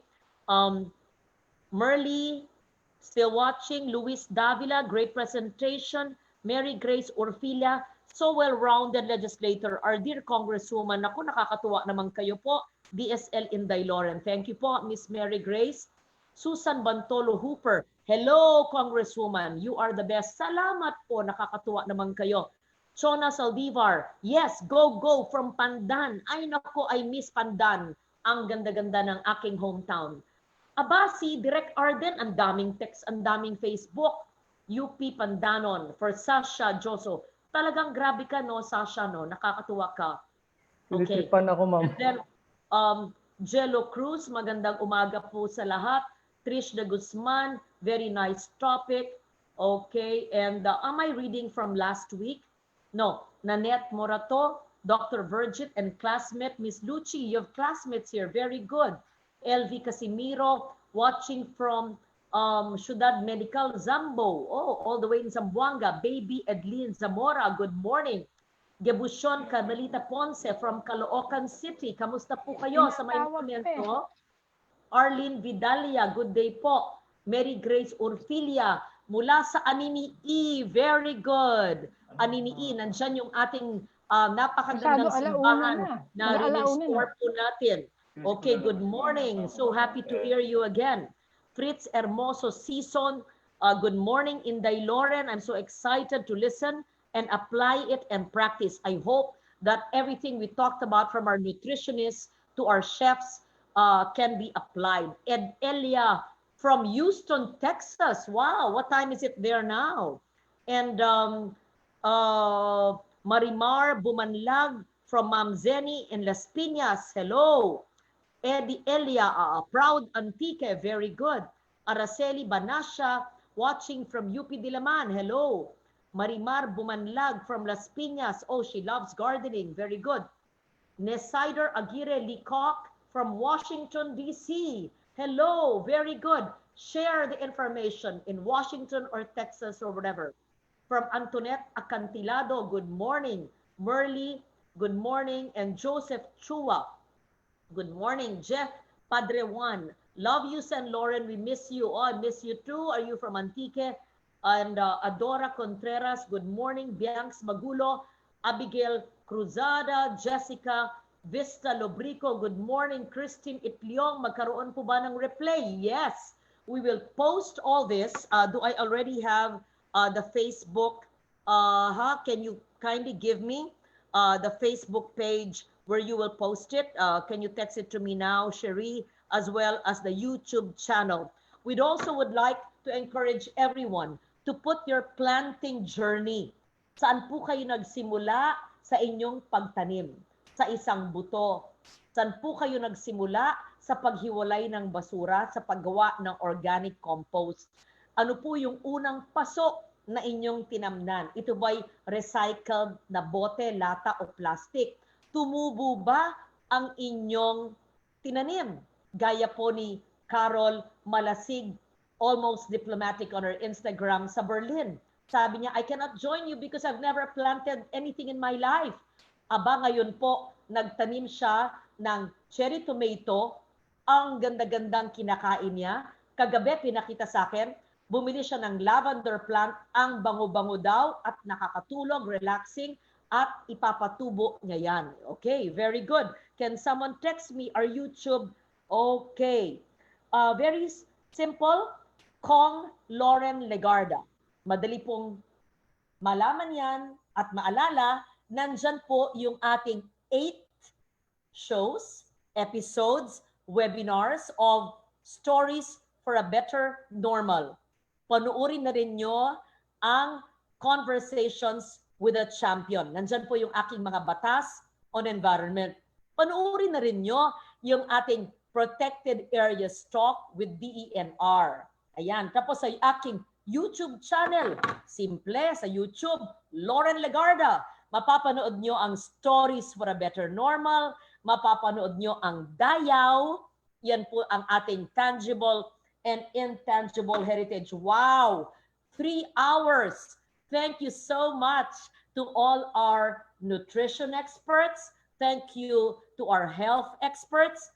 Thank you to our mappers of culinary heritage and our chefs and our Western Visayan Studies. Sa akon makasimanwa, sa Antique, ang inyong Inday Loren ay patuloy na nagtatrabaho dito po sa Kongreso sa panahon ng pandemya at ginawa po natin yung Bayanihan Act na nagbigay ng Social Amelioration Program at patuloy po tayo gumagawa ng mga batas at ang ating mga webinar ay tumutulong para po maagapan ang ating mga hamon sa panahon ng pandemya. And so we will post, I'll repeat, this on Lauren Legarda YouTube. Lauren Legarda YouTube, all the shows, Kong Lauren Legarda Facebook, and the Climate Change Facebook. Okay? And all of our resource persons, contact details. Are you ready? We'll put it in an art card, and we will also put all the links to their on their Facebook pages. We will, ayan ha. Thank you, Zenaida Velasco, Virgith Buena, Luchie Callanta, Jam Melchor, Asha Peri, Manuel Onalan, Sashah Dioso. Did I miss anyone? So, nandyan po. We will put that on YouTube, on Facebook, and the Facebook of all our participants. Salamat kay Carla Delgado sa ating collaboration, ang Kai Farms. Salamat rin kay Paula Abarasturi ng Down to Earth, and of course, the Climate Change Commission. I thank all of you. I should stop talking and start eating a biodiverse diet. Okay? Thank you. Duro gid ka salamat. Palangga ko kamo. Eat a biodiverse diet. Eat local, love local, grow your own food. After this, magtanim kayo ng kangkong, ng saluyot, ng alukbati, maski ano. Natatawa si Mr. Dioso, pinakamarami ang iyong fans club, mas marami kaysa sa akin. Thank you very much. Mayag na hapon, kaninyo nga tanan. Thank you. Thursday at 10 o'clock. Salamat, kid. Salamat, UP College of Economics Tea Room. Please follow Republic Act 9003, Ecology of Food Management, Professor Luz. Salamat po. Thank you din po, Bye. ma'am. Have a good day. Isang lunti ang hapon sa ating lahat.